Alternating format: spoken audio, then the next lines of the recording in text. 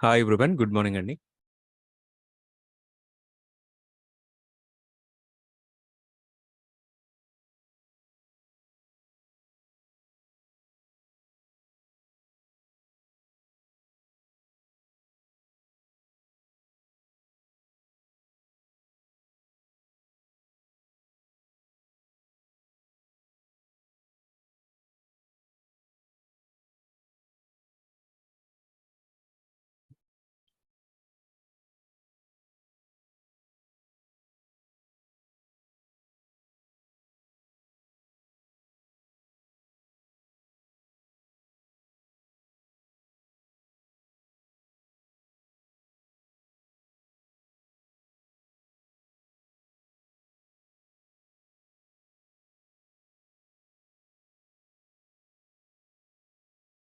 So మనం వచ్చేసి S3 గురించి డిస్కషన్ చేస్తున్నామండి. సో S3లో ఉన్నటువంటి కాన్సెప్ట్స్ అన్ని కూడా డిస్కషన్ అయితే చేస్తున్నాం.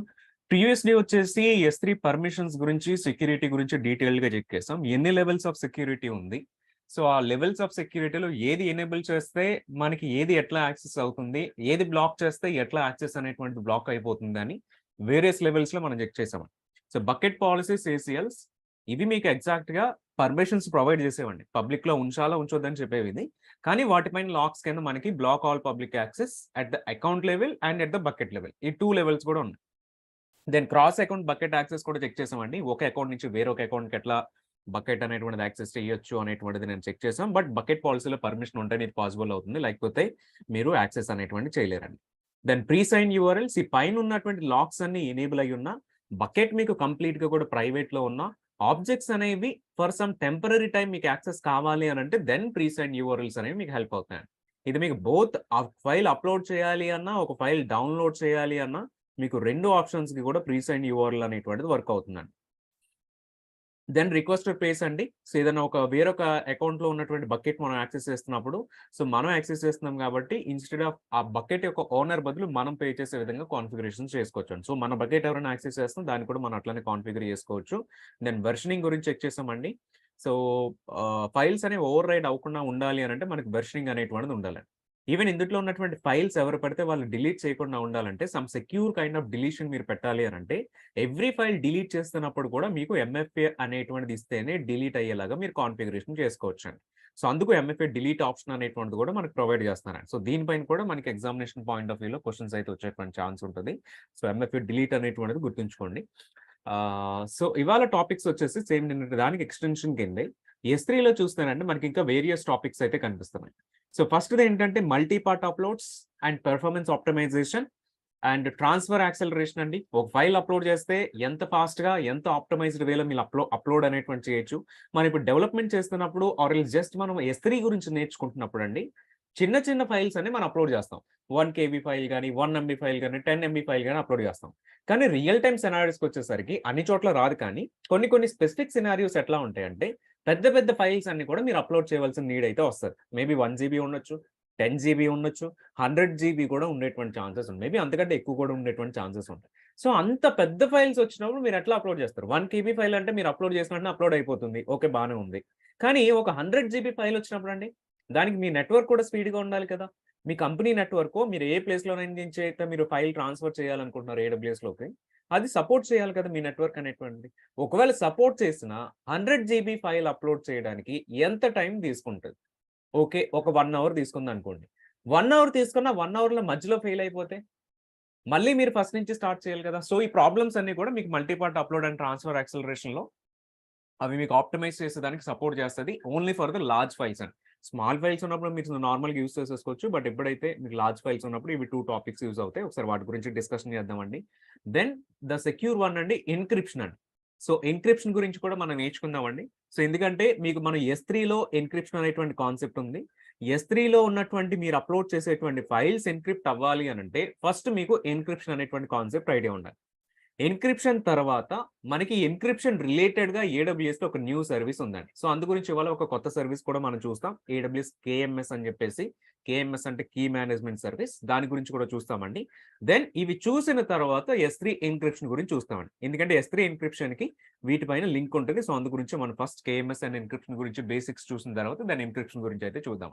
సో, ఇది మనకి ఇవాల్టి అజెండా వచ్చేసి ఫస్ట్ వచ్చేసి మల్టీ పార్ట్ అప్లోడ్ గురించి చూద్దామండి. సో ఆల్రెడీ మనం ఇనీషియల్‌గా చెప్పుకున్న విధంగా సో ఎప్పుడైతే ఒక లార్జ్ ఫైల్ అనేటువంటి మనం ఏడబ్ల్యూఎస్‌లోకి అప్లోడ్ చేస్తున్నామో, అప్పుడు ఖచ్చితంగా కూడా నెట్వర్క్ రిలేటెడ్ ఇష్యూస్ వచ్చేటువంటి ఛాన్స్ ఉంటదండి. మేబీ 1 అవర్‌లో ఎక్కడో ఒక చోట 1 అవర్ అంటే 60 మినిట్స్ కదండీ. సో 60 మినిట్స్‌లో మేబీ 30 మినిట్స్ ఫైల్ అప్లోడ్ అయిన తర్వాత 31st మినిట్‌లో ఇంటర్నెట్ పోవచ్చు. లేకపోతే పవర్ సప్లై ఆగిపోవచ్చు. ఇటువంటి సినారియోస్‌లో ఏమవుతదండి?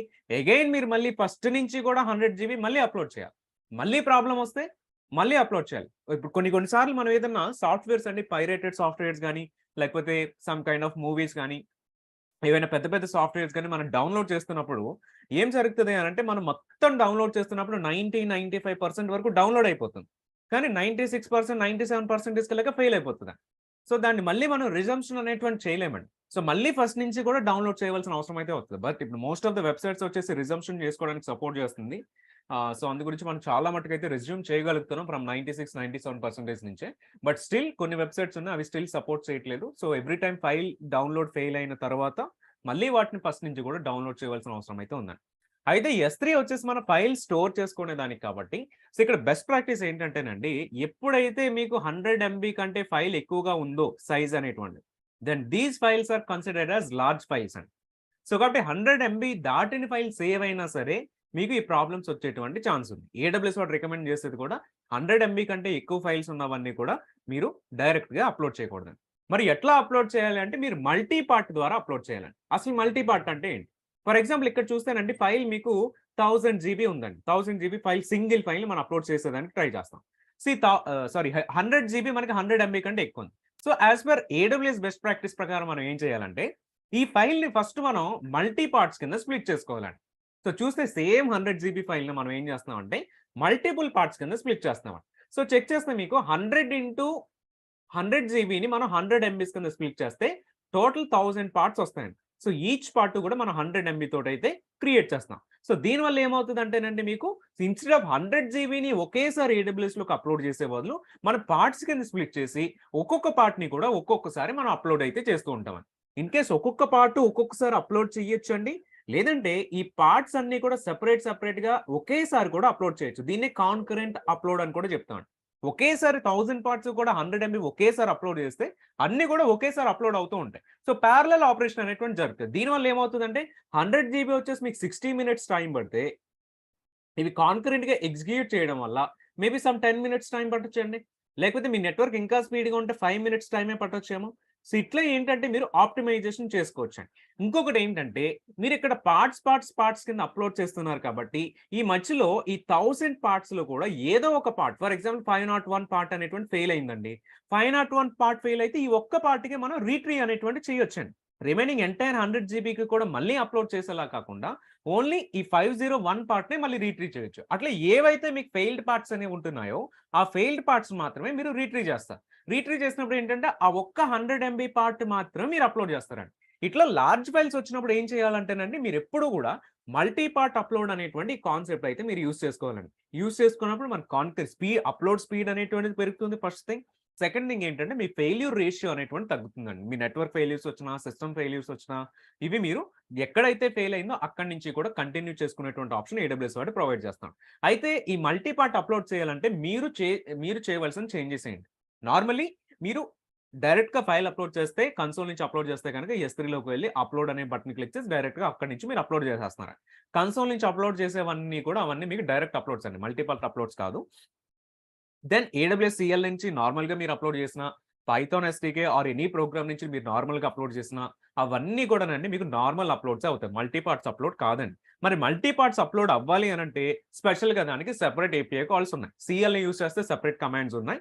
అది మనకి కన్సోల్ నుంచి చేయలేము గానీ, సీఎల్‌ఐ నుంచి గానీ, ఎస్‌డీకేస్ నుంచి గానీ, అంటే ప్రోగ్రామాటిక్‌గా గానీ, ఏపీఐస్ నుంచి గానీ చేయొచ్చండి. అయితే మనం ఎప్పుడైతే మల్టీ పార్ట్ అప్లోడ్ చేయాలనుకుంటామో, ఫస్టు మనకు 3 ఏపీఐ కాల్స్ ఉన్నాయండి. ఆ 3 ఏపీఐ కాల్స్ ఏంటి అనంటే, ఒకటి create multi part upload, then upload part, then complete multi part upload. ఎప్పుడైతే మల్టీ పార్ట్ అప్లోడ్ అనేటువంటిది మనం చేయాలనుకుంటామో, ఫస్ట్ మీరు ఏం చెప్తారంటే S3కి, అరే S3 నేను ఇక్కడ మల్టీ పార్ట్ అప్లోడ్ చేయాలనుకుంటున్నాను. సో కాబట్టి నాకు S3లో కొంచెం స్పేస్ క్రియేట్ చేసి నాకు ఒక యూనిక్ ఐడీ రిటర్న్ చేయమని అడుగుతాను. సో ఎప్పుడైతే మీరు క్రియేట్ మల్టీపార్ట్ అప్లోడ్ అని ఏడబ్ల్యూఎస్కి చెప్తారో ఏడబ్ల్యూఎస్ ఏం చేస్తుంది అంటేనండి ఒక యూనిక్ ఐడిని మీకు రిటర్న్ చేస్తుందండి. సో మీకు మీ ఫైల్ ఏదైతే పార్ట్స్ కింద మీరు స్ప్లిట్ చేస్తున్నారో ఈ 100 జీబీ ఫైల్ని, సో ఇందులో ఉన్నటువంటి ఒక్కొక్క పార్ట్ని కూడా మీరు అప్లోడ్ చేస్తున్నప్పుడు ఏం చేస్తారంటే ఇక్కడ వచ్చినటువంటి యూనిక్ ఐడిని పాస్ చేస్తారండి. సో S3 ఏం చేస్తుందనంటే మొత్తం ఈ యూనిక్ ఐడిని ఇందులో మీరు అప్లోడ్ చేసేటువంటి 1000 పార్ట్స్లో ఈచ్ పార్ట్కి కూడా మీరు ఒక నెంబర్ పాస్ చేస్తారండి. 1 2 3 4 5 6 అట్లా మీరు టోటల్గా 10,000 పార్ట్స్ అయితే మీరు అప్లోడ్ చేసుకోవచ్చండి నెంబరింగ్ అనేటువంటి. సో మీరు ఏం చేస్తారంటే ఈ పార్ట్స్ కింద అప్లోడ్ చేస్తున్నప్పుడు ఒక్కొక్క పార్ట్కి కూడా ఒక్కొక్క నెంబర్ అయితే మీరు ప్రొవైడ్ చేస్తూ ఉంటారు. సో అట్లా ప్రొవైడ్ చేసినప్పుడు యూనిక్ ఐడి ఒకటే ఉంటుంది, దెన్ పార్ట్స్ అనేవి ఉంటాయండి. దెన్ ఒక్కసారి మీకు టోటల్గా ఈ 1000 పార్ట్స్ కూడా అప్లోడ్ కంప్లీట్ అయ్యింది, సక్సెస్ఫుల్గా అయ్యింది అనుకుంటేనే అప్పుడే మీరు కంప్లీట్ మల్టీ పార్ట్ అప్లోడ్ అనేటువంటి కాల్ చేస్తారండి. లేకపోతే మీరు కంప్లీట్ మల్టీ పార్ట్ అప్లోడ్ అనేటువంటి కాల్ చేయరు. మీరు కాల్ చేయనంత వరకు కూడా మీకు ఇక్కడ అప్లోడ్ అనేటువంటిది కంప్లీట్ అవ్వనట్టండి. మీరు ఇక్కడ 1000 పార్ట్స్లో 999 పార్ట్స్ అప్లోడ్ చేసినా ఇది మీకు ఫైల్ లాగా కనిపించదండి. ఇది మీకు S3లో స్టోర్ అయి ఉంటుంది కానీ బట్ ఇది S3లో ఫైల్ లాగా కనిపించదు.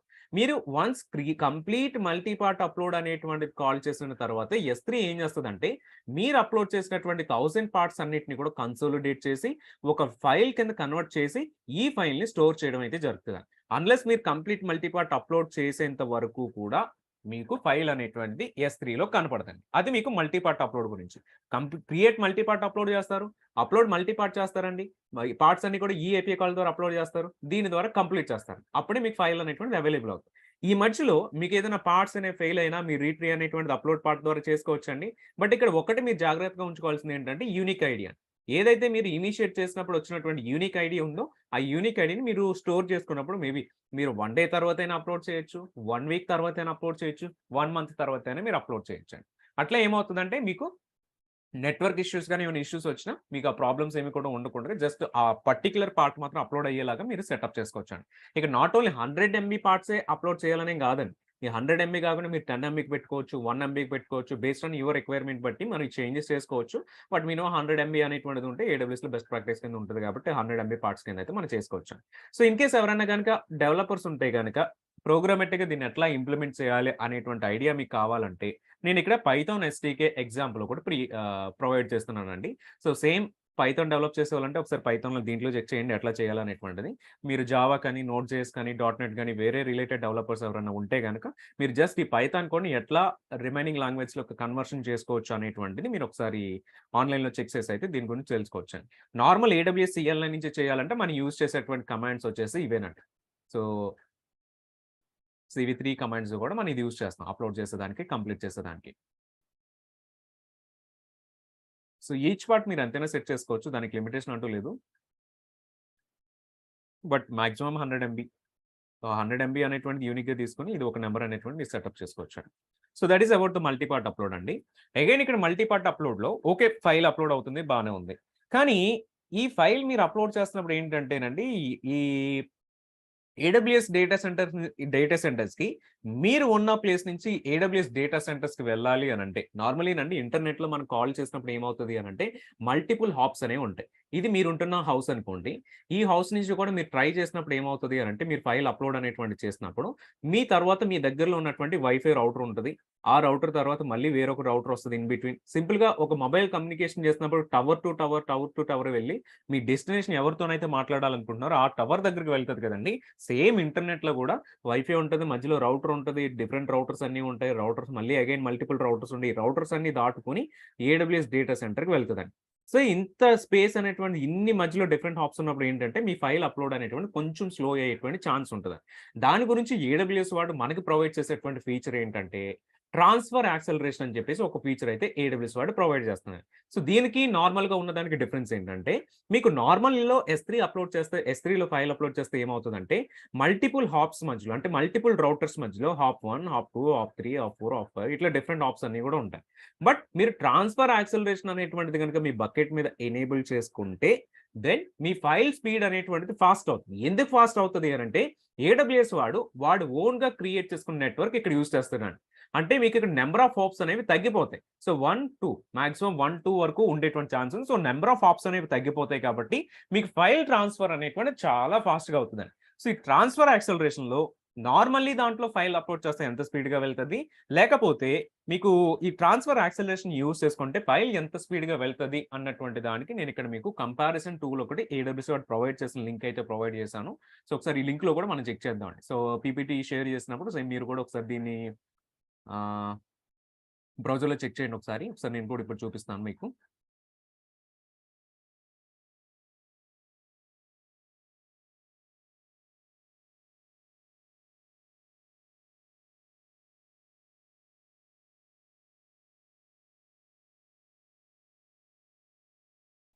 Is this free service or chargeable? So, ఇది free service API calls free అండి. మీకు నార్మల్ S3 చార్జెస్ పడతాయి అంతే. బట్ సెపరేట్‌గా దీనికి ఎక్స్‌ట్రా చార్జెస్ ఏమి ఉండవు. S3కి ఏవైతే చార్జెస్ ఉంటాయో అవే చార్జెస్ ఇక్కడ మీకు పడతాయి.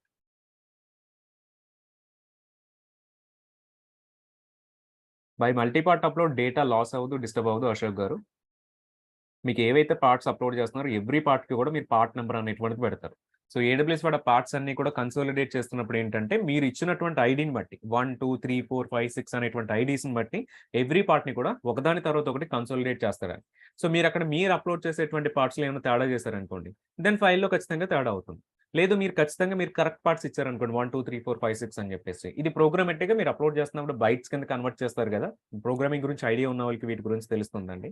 సో, బైట్స్ కింద కన్వర్ట్ చేసినప్పుడు అక్కడ మనం 10 ఎంబీ ఆర్ 100 ఎంబీ బైట్స్ కింద మనం స్ప్లిట్ చేసుకుంటాం. సో, అప్‌లోడ్ చేసే ఎవ్రీ పార్ట్‌కి కూడా మనం ఏం చేస్తామనంటే వాటిని మనం ఈచ్ పార్ట్ నంబర్ ఇచ్చేసి అప్‌లోడ్ చేస్తూ ఉంటామండి. సో, ఒకసారి సేమ్ ఆ లింక్ కూడా నేను ఒకసారి ఓపెన్ చేస్తానండి. So, Python example.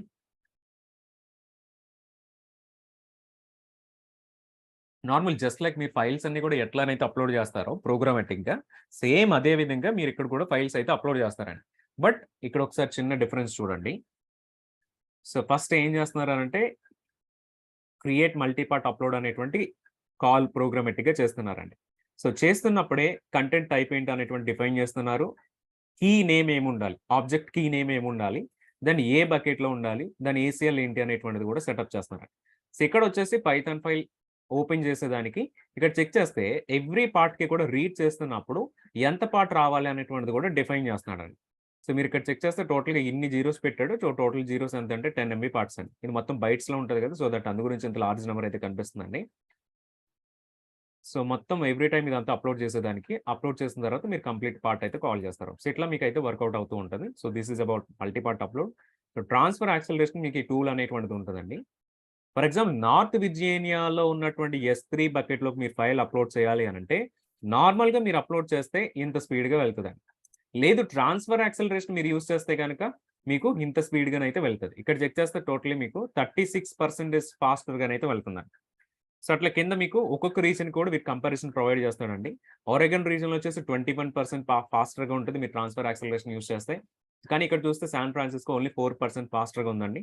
సో, అట్లా మీకేమవుతుందంటే నార్మల్ స్పీడ్ మీద ఇది ఇంకొంచెం ఫాస్ట్ కూడా S3లోకి అప్‌లోడ్ చేసే విధంగానైతే మీకు ప్రొవైడ్ చేస్తుందండి. ఇట్లా మీరు పేజ్ ఓపెన్ చేసి కొంచెంసేపు ఉంచితే ఏమవుతుందంటే మొత్తం అన్ని రీజియన్స్‌కి కూడా ఎంతెంత సేపు టైం తీసుకుంటుంది అనేటువంటిది ఇక్కడ వీడు ఆన్‌లైన్‌లో చెక్ చేసి చెప్తాడండి. ఇక్కడ మీరు చూడండి డబ్లిన్ అనేటువంటి రీజియన్‌లో డైరెక్ట్‌గా అప్‌లోడ్ చేస్తేనే ఫాస్ట్‌గా వెళ్ళింది. ట్రాన్స్‌ఫర్ యాక్సలరేషన్ యూజ్ చేస్తే 14% స్లోవర్‌గానైతే వెళ్ళిందండి. సో, ఒకసారి ఫస్ట్ మీరు ఏ రీజియన్‌లో ఉన్నారో మీరు ఉన్నటువంటి లొకేషన్ నుంచి మీరు ఫైల్స్ అప్‌లోడ్ చేయాలనుకుంటే అక్కడికి ట్రాన్స్‌ఫర్ యాక్సలరేషన్ యూజ్ చేసినప్పుడు దేనికి స్పీడ్‌గా వెళ్తుంది అనేటువంటిది ఒకసారి కంపారిజన్ చేసుకొని దాన్ని బట్టి ప్రొసీడ్ అవ్వడం అయితే మంచిదండి.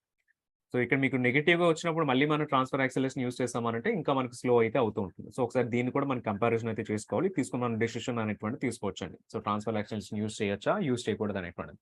సో, దీన్ని మీరు ఎక్స్‌ప్లిసిట్‌గా ఎనేబుల్ చేయాల్సొస్తది S3 బకెట్స్ మీద. నార్మల్లీ ఇది మీకు డిఫాల్ట్‌గానైతే డిసేబుల్ అయ్యి ఉంటది. సో, ఒకసారి చెక్ చేద్దామండి ఎక్కడ ఎనేబుల్ చేయాలనేటువంటిది. దెన్ మనం ఎన్క్రిప్షన్ టాపిక్ అయితే వెళ్ళిపోదాం.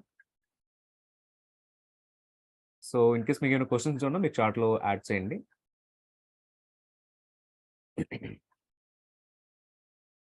Properties.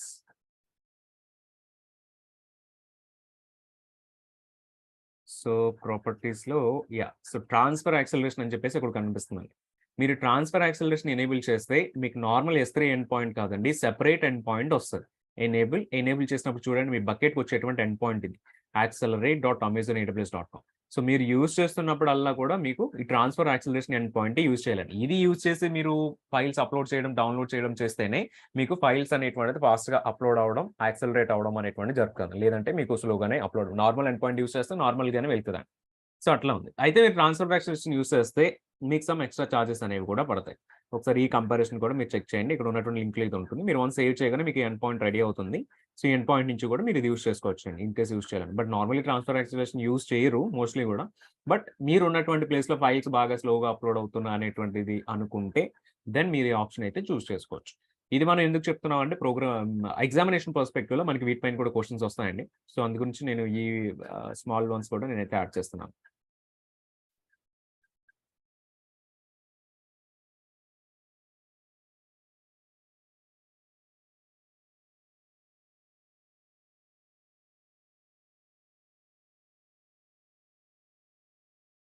Okay. So I think everyone is good.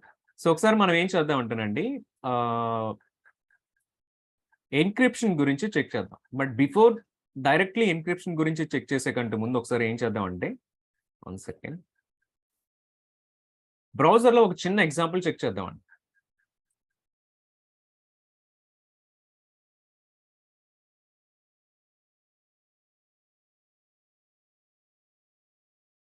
So ఒక సమ్ కైండ్ ఆఫ్ రిక్వైర్మెంట్ చూద్దామండి. So we need to upload 1 TB size MongoDB backup file to S3. Is this AWS accelerated service is better to use. So మీరు accelerated service use చేసే కంటే first మీరు ఏం చేయాలంటే దానిని multi part అప్లోడ్‌తో మీరు try చేయాలండి. సో మల్టీ పార్ట్ అప్లోడ్ మీరు ట్రై చేసినా మీకు స్లోగా అప్లోడ్ అవుతుందంటే దెన్ ట్రాన్స్ఫర్ యాక్సిలరేషన్‌కి వెళ్ళండి. But before that multi part upload try చేయండి.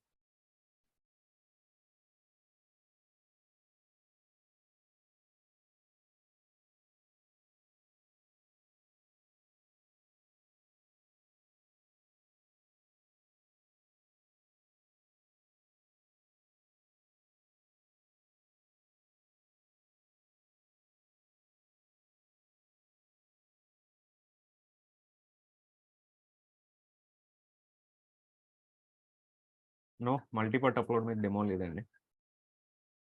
So let's look at the encryption అండి. సో ఫస్ట్ డైరెక్ట్‌గా ఎన్క్రిప్షన్ చూసే కంటే ముందు ఒక చిన్న ఎగ్జాంపుల్ మనం బ్రౌజర్‌లో చెక్ చేద్దాం.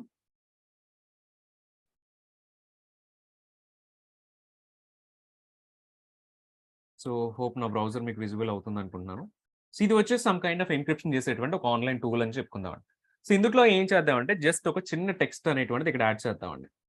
సో అమెజాన్ వెబ్ సర్వీసెస్ అని ఒక టెక్స్ట్ యాడ్ చేస్తాను. సో ఇక్కడ మనకి ఎన్క్రిప్ట్ అవుతదండి. So click on encrypt. Encrypt చేసినప్పుడు ఎన్క్రిప్టెడ్ టెక్స్ట్ మనకి ఇట్లా కనిపిస్తదండి. సో ఇదే మనం ఎన్క్రిప్షన్ టెర్మినాలజీస్‌లో ఏమని కాల్ చేస్తామంటే సైఫర్ టెక్స్ట్ అని కూడా కాల్ చేస్తామండి.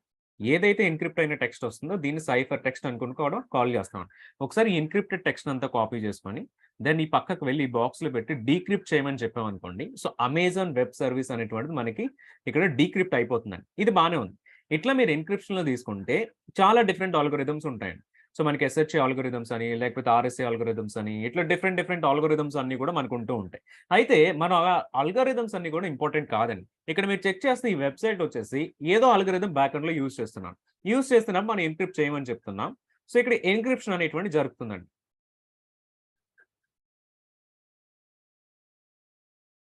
Unable to see the screen. ఒకసారి అదర్స్ కన్ఫర్మ్ చేస్తారా? If my screen is visible please.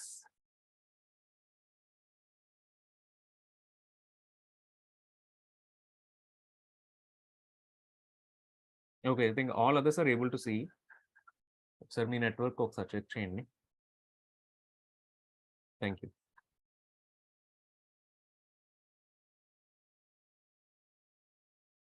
Okay. Thanks for your response. Yah! So ఇక్కడ మనం టెక్స్ట్ అనేటువంటిది ఇస్తే వీడు ఏదో సమ్ కైండ్ ఆఫ్ ఎన్క్రిప్షన్ అనేటువంటిది చేస్తున్నాడు. ఏదో అల్గోరిథం యూజ్ చేస్తున్నాడు ఎన్క్రిప్షన్ చేసేదానికి. సమ్ టెక్స్ట్ అనేటువంటిది మనకి ఇస్తున్నాడండి. ఈ టెక్స్ట్‌ని తీసుకెళ్ళి మళ్ళీ ఇక్కడ పేస్ట్ చేసినప్పుడు డీక్రిప్ట్ చేసినప్పుడు మనం యెస్ అనేటువంటిది యాడ్ చేసాం. అమెజాన్ వెబ్ సర్వీసెస్ అనేటువంటిది కూడా మనకి కంప్లీట్‌గా కూడా ఇక్కడ కనిపిస్తుందండి.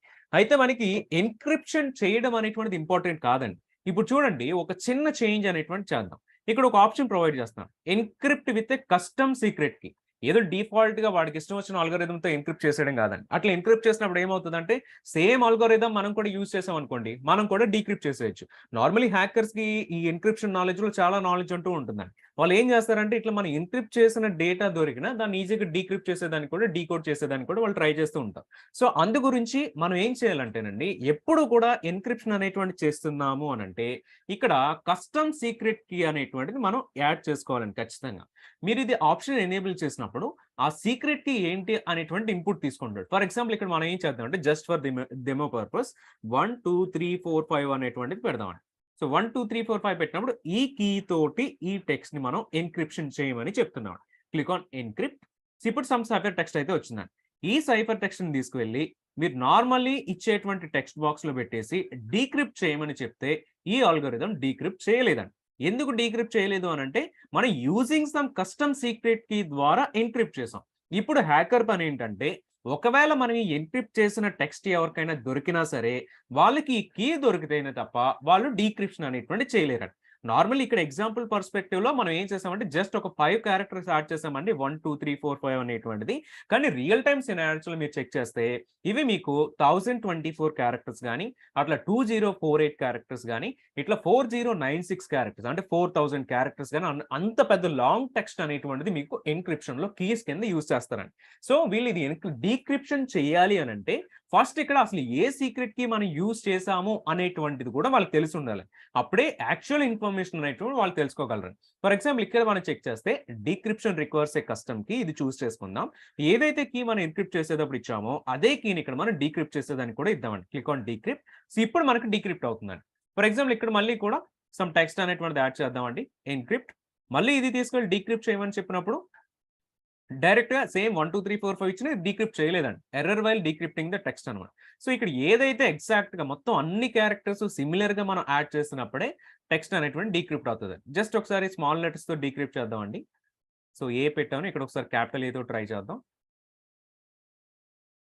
సో ఈవెన్ స్మాల్ ఏ క్యాపిటల్ ఏలో కూడా మీకు ఇక్కడ డీక్రిప్షన్ ఎర్రర్ అయితే వస్తుంది అనమాట. సో ఇట్లా ఏంటంటే మీరు ఎవ్రీ క్యారెక్టర్ కూడా స్మాల్ లెటరా క్యాపిటల్ లెటరా అన్నటువంటిది అంతా కూడా మీకు ఇక్కడ కీలో మీరు యాడ్ చేసే దాన్ని బట్టి ఉంటుందండి. సో ఎగ్జాక్ట్ గా ఏదైతే కీ మీరు ఎన్క్రిప్ట్ చేసేటప్పుడు ప్రొవైడ్ చేశారో అదే కీని మీరు డీక్రిప్ట్ చేస్తున్నప్పుడు కూడా ప్రొవైడ్ చేసినప్పుడు మాత్రమే మీకు డీక్రిప్షన్ అనేటువంటి వర్క్ అవుతుందండి. సో ఎర్లియర్ గా మనం చెక్ చేసినప్పుడు అండి AWS లో షేర్డ్ రెస్పాన్సిబిలిటీ మోడల్ ఉంటుందని అయితే మనం డిస్కస్ చేసామండి.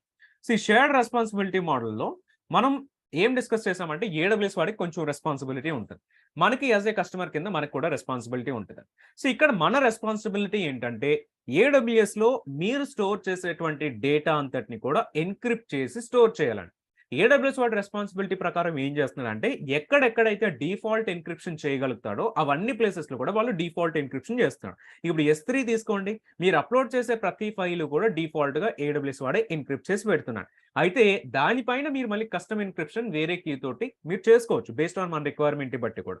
అట్లా మన రెస్పాన్సిబిలిటీ అనేటువంటిది కూడా మనం తీసుకుంటే మన ఫైల్స్ అనేటువంటిది AWS డేటా సెంటర్ లో ఉన్నప్పటికీ అవి ఎన్క్రిప్ట్ అయ్యి డేటా సెంటర్ లో స్టోర్ అవుతాయి. కాబట్టి ఒకవేళ డేటా సెంటర్ నుంచి ఎవరైనా రీడ్ చేయాలన్నా వాళ్ళు వితౌట్ మనం ఏదైతే కీ అనేటువంటి యూజ్ చేసామో ఆ కీ లేకుండా ఎవ్వరు కూడా రీడ్ చేయలేరు. ఈవెన్ AWS కూడా ఆ కీ మనం ప్రొవైడ్ చేసినప్పుడే వాళ్ళు రీడ్ చేయగలుగుతారండి. అంతే తప్ప వాళ్ళు కూడా అది డైరెక్ట్ గా రీడ్ చేసేటువంటి ఛాన్స్ అండ్ పాసిబిలిటీ కూడా ఉండదు. సో ఇది డైరెక్ట్ గా ఒకసారి విజువల్ గా మనం ఎన్క్రిప్షన్ అనేటువంటి చూడాలి అని అంటే ఒకసారి ఇదే కాన్సెప్ట్స్ మనం ఏం చేద్దామంటే స్లైడ్స్ లో కూడా చెక్ చేద్దాం.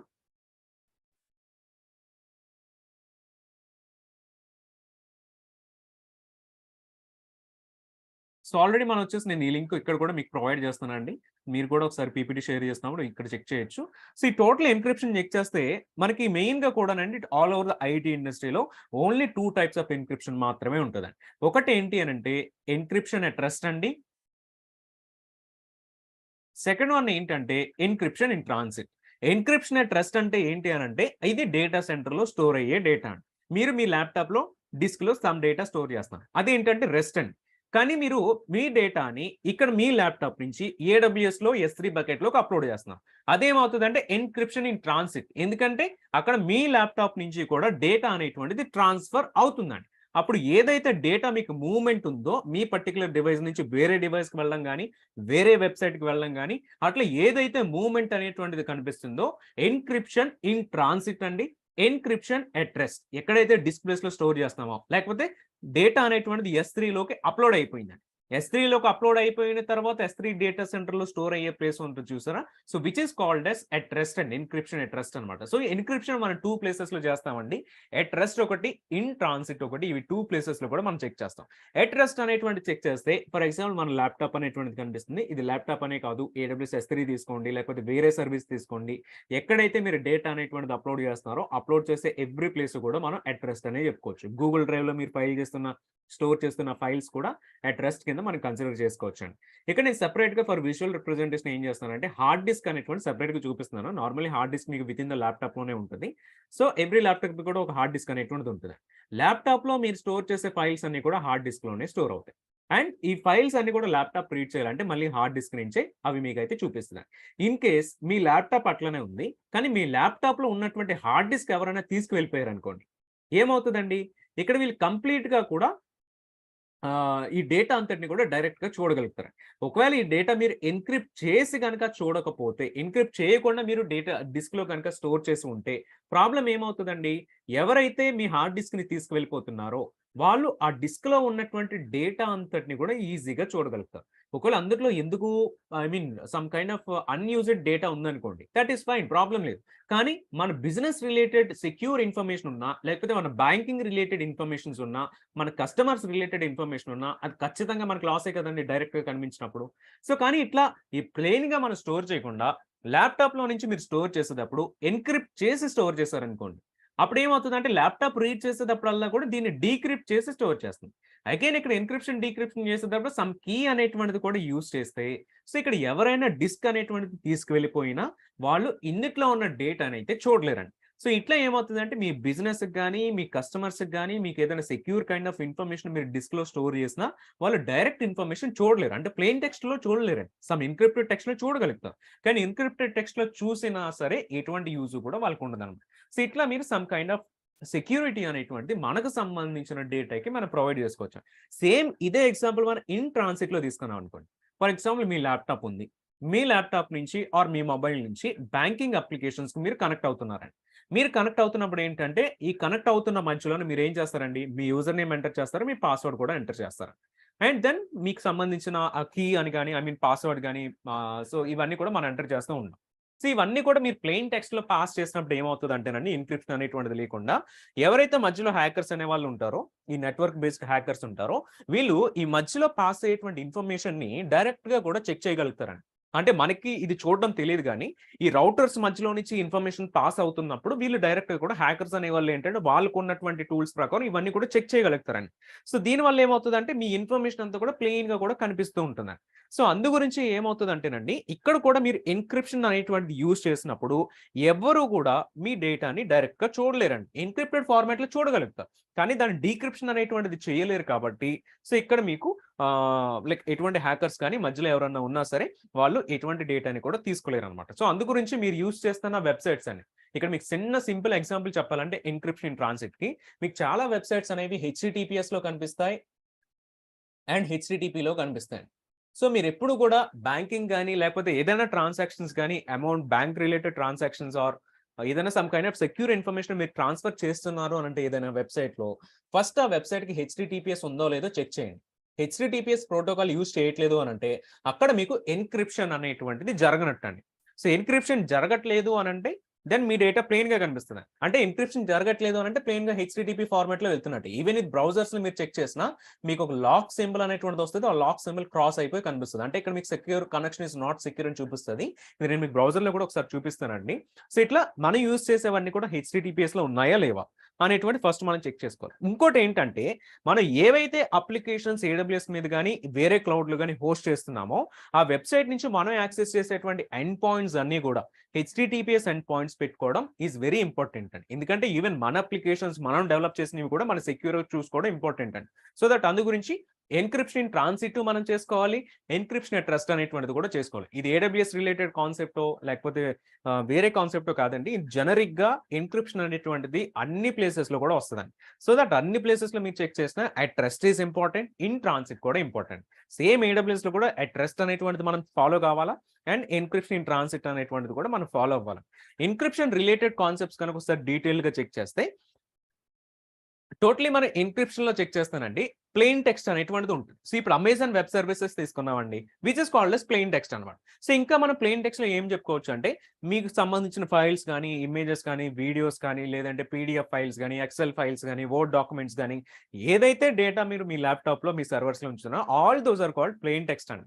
సో, ఈ ప్లెయిన్ టెక్స్ట్‌ని ఏం చేస్తారు అనంటే ఎన్క్రిప్షన్ టెర్మినాలజీస్‌లో ఒక అల్గోరిథం అనేటువంటిది యూజ్ చేస్తారండి. ఆల్గోరిథమ్స్ అనేటువంటి చెక్ చేస్తే మనకున్నవి ఏంటంటే AES algorithm, RSA, DES, SHA algorithm or Blowfish algorithm ఇట్లా డిఫరెంట్ కైండ్స్ ఆఫ్ ఆల్గోరిథమ్స్ ఉన్నాయి ఫర్ ద ఎన్క్రిప్షన్ పర్పస్ అండి. దెన్ ఈ ఆల్గోరిథం అనేటువంటి నార్మల్ ఎన్క్రిప్షన్, డీక్రిప్షన్ చేస్తది ఓకే ఫైన్. కానీ ఇక్కడ కూడా సెక్యూర్ కైండ్ ఆఫ్ ఎన్క్రిప్షన్ ఉండాలి అనంటే మనం కీ అనేటువంటిది యూజ్ చేసుకోవాలి అని చెప్పామండి. సో ఇక్కడ ఏంటి అనంటే కీ అనేటువంటిది కూడా మనకు వస్తూ ఉంటది జనరిక్‌గా. కీ అనేటువంటిది ఏంటంటే ఎన్క్రిప్షన్ చేసేదానికి, డీక్రిప్షన్ చేసేదానికి యూజ్ అయ్యేటువంటి పాస్వర్డ్ అండి. దెన్ ఒక్కసారి ఈ ప్లెయిన్ టెక్స్ట్ ని అల్గోరిథం అండ్ కీ యూజ్ చేసుకొని ఎన్క్రిప్ట్ చేసిన తర్వాత వచ్చే రిజల్టే మనకి సైఫర్ టెక్స్ట్ అనేటువంటిది. సైఫర్ టెక్స్ట్ అంటే ఏమి కాదండి, సింపుల్ గా ఏదైతే డేటా మనకి ఎన్క్రిప్ట్ అయ్యి వస్తుందో ప్లెయిన్ టెక్స్ట్ నుంచి దాన్నే మనం ఎన్క్రిప్టెడ్ సైఫర్ టెక్స్ట్ అనేది కాల్ చేస్తామండి. దీన్నే రివర్స్ టెర్మినాలజీలో కూడా మీరు చెక్ చేస్తున్నారండి. ఎన్క్రిప్ట్ చేయాలి అని అంటే ఇక్కడ మనం ఏం యూజ్ చేస్తామండి, ప్లెయిన్ టెక్స్ట్ వచ్చేసి అల్గోరిథం యూజ్ చేస్తాము, కీ యూజ్ చేస్తాము, సైఫర్ టెక్స్ట్ అనేటువంటిది రెస్పాన్స్ కింద వస్తుంది. దీన్ని మీరు డీక్రిప్ట్ చేయాలి అన్నా ఇవి 3 కూడా యూజ్ చేస్తారండి. 3 యూజ్ చేసినప్పుడు ఏంటంటే మీకు ఈ ప్లెయిన్ టెక్స్ట్ అనేటువంటిది మీకు రెస్పాన్స్ కింద అయితే వస్తదనమాట. సో, ఎన్క్రిప్షన్ యూజ్ చేసినప్పుడేమో ఫస్ట్ 3 యూజ్ చేస్తే ఇది మీకు రెస్పాన్స్ అవుతదండి. డీక్రిప్షన్ చేసేటప్పుడు లాస్ట్ 3 యూజ్ చేస్తే మీకు ప్లెయిన్ టెక్స్ట్ అనేటువంటిది రెస్పాన్స్ కింద అయితే అవుతుందండి. అట్లా మనకి డిఫరెన్స్ అనేటువంటిది ఇక్కడ ఉంటదనమాట. అయితే ఎన్క్రిప్షన్‌లో చెక్ చేస్తానండి 2 టైప్స్ ఆఫ్ ఎన్క్రిప్షన్ మనకు ఉంటదనమాట. అంటే అది 2 ప్లేసెస్‌లో ఉన్నటువంటి ఎన్క్రిప్షన్ ఎర్లియర్ చెక్ చేసాం. అట్ రెస్ట్ అనేటువంటిది, ఇన్ ట్రాన్సిట్ అనేటువంటిది. బట్ ఎన్క్రిప్షన్‌లోనే మనకి 2 టైప్స్ అనేవి ఉంటాయి. సో, ఒకటొచ్చేసి ఏంటంటే సిమ్మెట్రిక్ ఎన్క్రిప్షన్. సెకండ్ వన్ ఏంటంటే అసిమ్మెట్రిక్ ఎన్క్రిప్షన్ అండి. సో, సిమ్మెట్రిక్ ఎన్క్రిప్షన్ అంటే అసిమ్మెట్రిక్ ఎన్క్రిప్షన్ డిఫరెన్స్ ఏంటంటే ఎన్క్రిప్షన్, డీక్రిప్షన్ చేసేదానికి సేమ్ కీ యూజ్ చేస్తాం. ఇప్పుడు మన బ్రౌజర్‌లో చెక్ చేసిన ఎగ్జాంపుల్ ఏంటంటేనండి ఎన్క్రిప్షన్, డీక్రిప్షన్‌కి 1, 2, 3, 4, 5, 6 అనేటువంటిది యూజ్ చేసాం. అంటే ఎన్క్రిప్ట్ చేస్తున్నప్పుడు ఒకటే కీ యూజ్ చేసామండి. డీక్రిప్ట్ చేసినప్పుడు కూడా ఒకటే కీ యూజ్ చేసాం. ఒకటే కీ యూజ్ చేసినప్పుడు సిమ్మెట్రిక్ ఎన్క్రిప్షన్ అని కాల్ చేస్తాం. మరి అసిమ్మెట్రిక్ ఎన్క్రిప్షన్ అంటే ఏంటి అనంటే మీరు ఎన్క్రిప్షన్ చేసేదానికి వేరే యూజ్ చేస్తారండి. ఒక కీ యూజ్ చేస్తారు. డీక్రిప్షన్ చేసేదానికి వేరొక కీ అంటే యూజ్ చేస్తారు. సో, బోత్ ప్రాసెస్‌కి కూడా ఎన్క్రిప్షన్, డీక్రిప్షన్‌కి డిఫరెంట్ కీస్ అనేటువంటిది అసిమ్మెట్రిక్ ఎన్క్రిప్షన్‌లో యూజ్ చేస్తాం. ఒకసారి సిమ్మెట్రిక్ ఎన్క్రిప్షన్ గురించి చెక్ చేద్దాం. ఫర్ ఎగ్జాంపుల్ ఒక యూజర్ ఉన్నాడు. యూజర్ దగ్గర ప్లెయిన్ టెక్స్ట్ అనేటువంటిది ఉంది.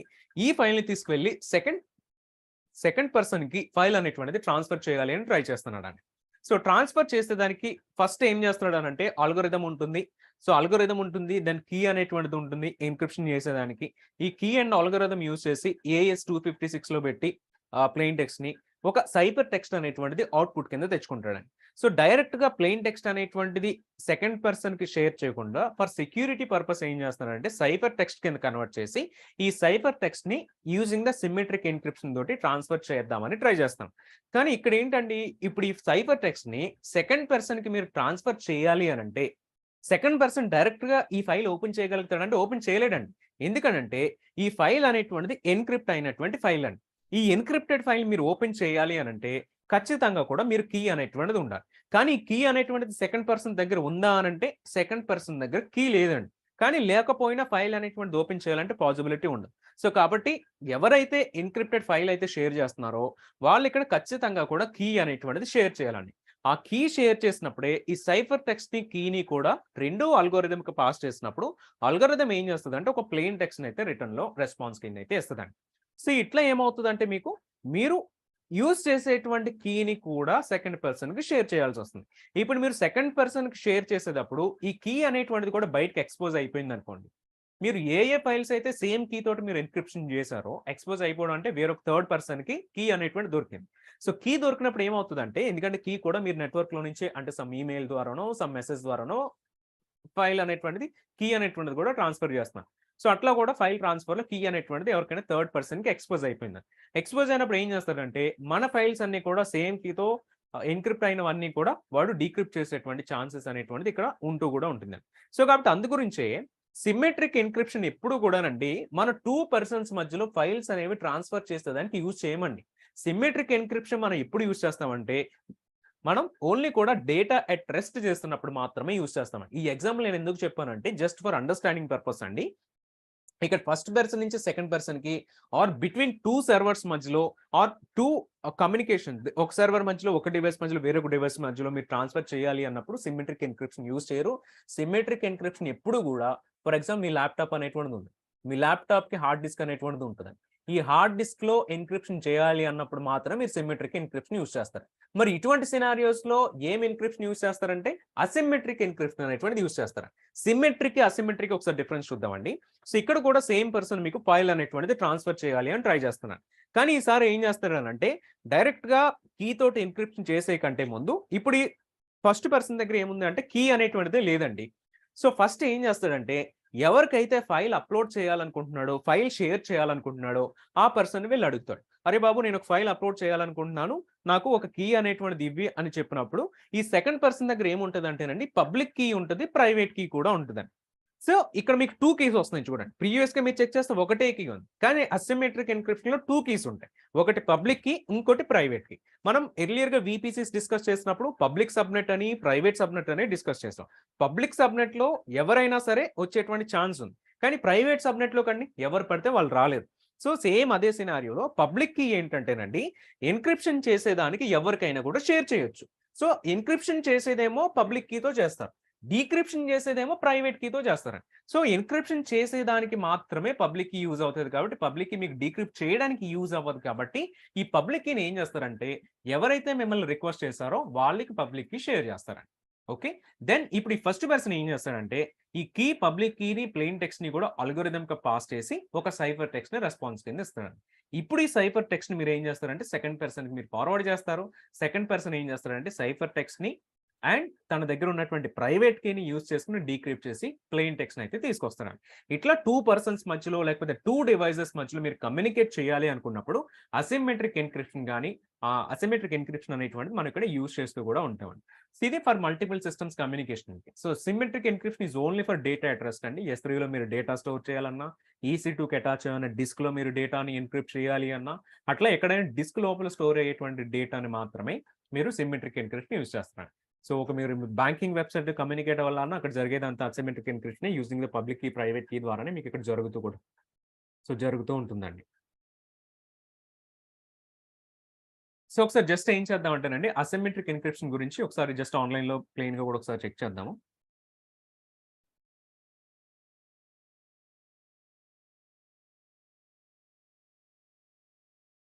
సో ఒకసారి బ్రౌజర్ ఓపెన్ చేస్తాను. నేను ఇప్పుడు మీకు చెప్పాను కదండి HTTP ప్రోటోకాల్, HTTPS ప్రోటోకాల్ అని చెప్పేసి ఆల్రెడీ మీకు తెలుసుంటే ఓకే, ఒకవేళ తెలియకపోతే కనుక సో చూడండి మనం ఈ వెబ్సైట్ అనేటువంటిది ఓపెన్ చేస్తే ఎన్క్రిప్షన్ డిక్రిప్షన్ కి మీకు స్టార్ట్ లో చూస్తే లాక్ సింబల్ ఒకటి కనిపిస్తుంది. లాక్ సింబల్ మీద మీరు క్లిక్ చేస్తే కనెక్షన్ ఈజ్ సెక్యూర్ అని చూపిస్తుందండి. సో ఇది సెక్యూర్ గా ఉన్నాడు. లేదు అని అంటే మీకు కొన్ని సార్లు HTTP వెబ్సైట్ అని టైప్ చేస్తే సమ్ సైట్స్ అనేవి వస్తాయండి.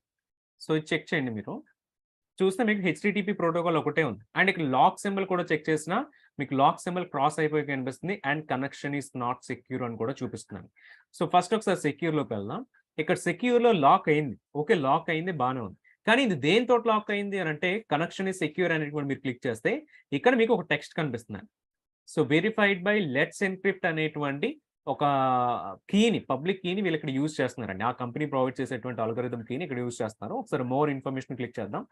ఆ key public key related information అంతా కూడా ఫస్ట్ మీ బ్రౌజర్ ఏం చేస్తుంది అంటేనండి ఈ వెబ్సైట్ కి మీరు కనెక్ట్ అయినప్పుడు ఈ వెబ్సైట్ హోస్ట్ చేస్తున్న సర్వర్ లోకి వెళ్ళి ఈ పబ్లిక్ వెబ్సైట్ కి సంబంధించిన పబ్లిక్ కీ అనేటువంటి తెచ్చుకుంటుందండి. ఆ పబ్లిక్ కీ మీకు ఇక్కడ బ్రౌజర్ లోనే స్టోర్ అయి ఉంటుంది. ఇది ఓపెన్ చేద్దాం ఒకసారి మోర్ ఇన్ఫర్మేషన్. ఇక్కడ మీకు వ్యూ సర్టిఫికేట్ అనేటువంటిది కనిపిస్తుందండి. ఈ సర్టిఫికేట్ ఎక్కడి నుంచి తెచ్చుకున్నారంటే లెట్స్ ఎన్క్రిప్ట్ అనేటువంటి దగ్గర నుంచి సర్టిఫికేట్ జనరేట్ చేసుకున్నారు. So view certificate.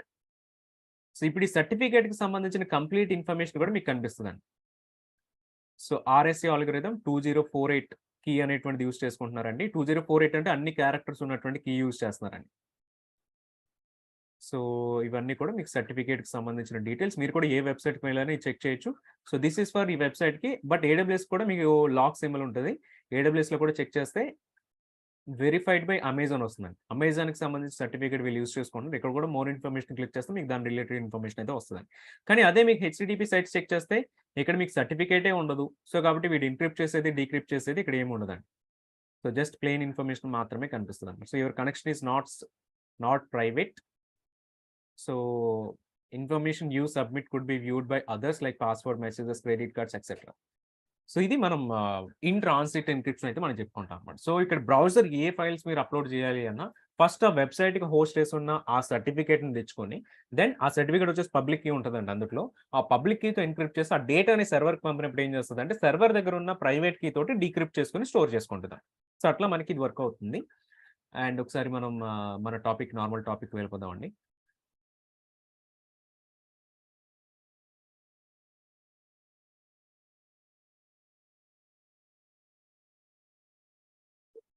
సో ఇక్కడ ఏదైతే కీ గురించి మనం మాట్లాడుకుంటున్నామో, ఈ కీ అనేటువంటిది స్టోర్ చేయడం ఈస్ వెరీ ఇంపార్టెంట్ అండి. ఎందుకంటే మీరు కీ అనేటువంటి దాంతో ఎన్క్రిప్షన్ చేస్తున్నారు. ఓకే, బానే ఉంది. కానీ ఈ 1, 2, 3, 4, 5 అనేటువంటి కీ మీరు పెట్టుకొని ఎన్క్రిప్షన్ చేశారు. ఎన్క్రిప్షన్ చేసిన తర్వాత 1 ఇయర్ అయిపోయింది. 1 ఇయర్ తర్వాత మీరు ఈ కీ అనేటువంటిది ఎక్కడ పెట్టారో మీరు మర్చిపోయారండి.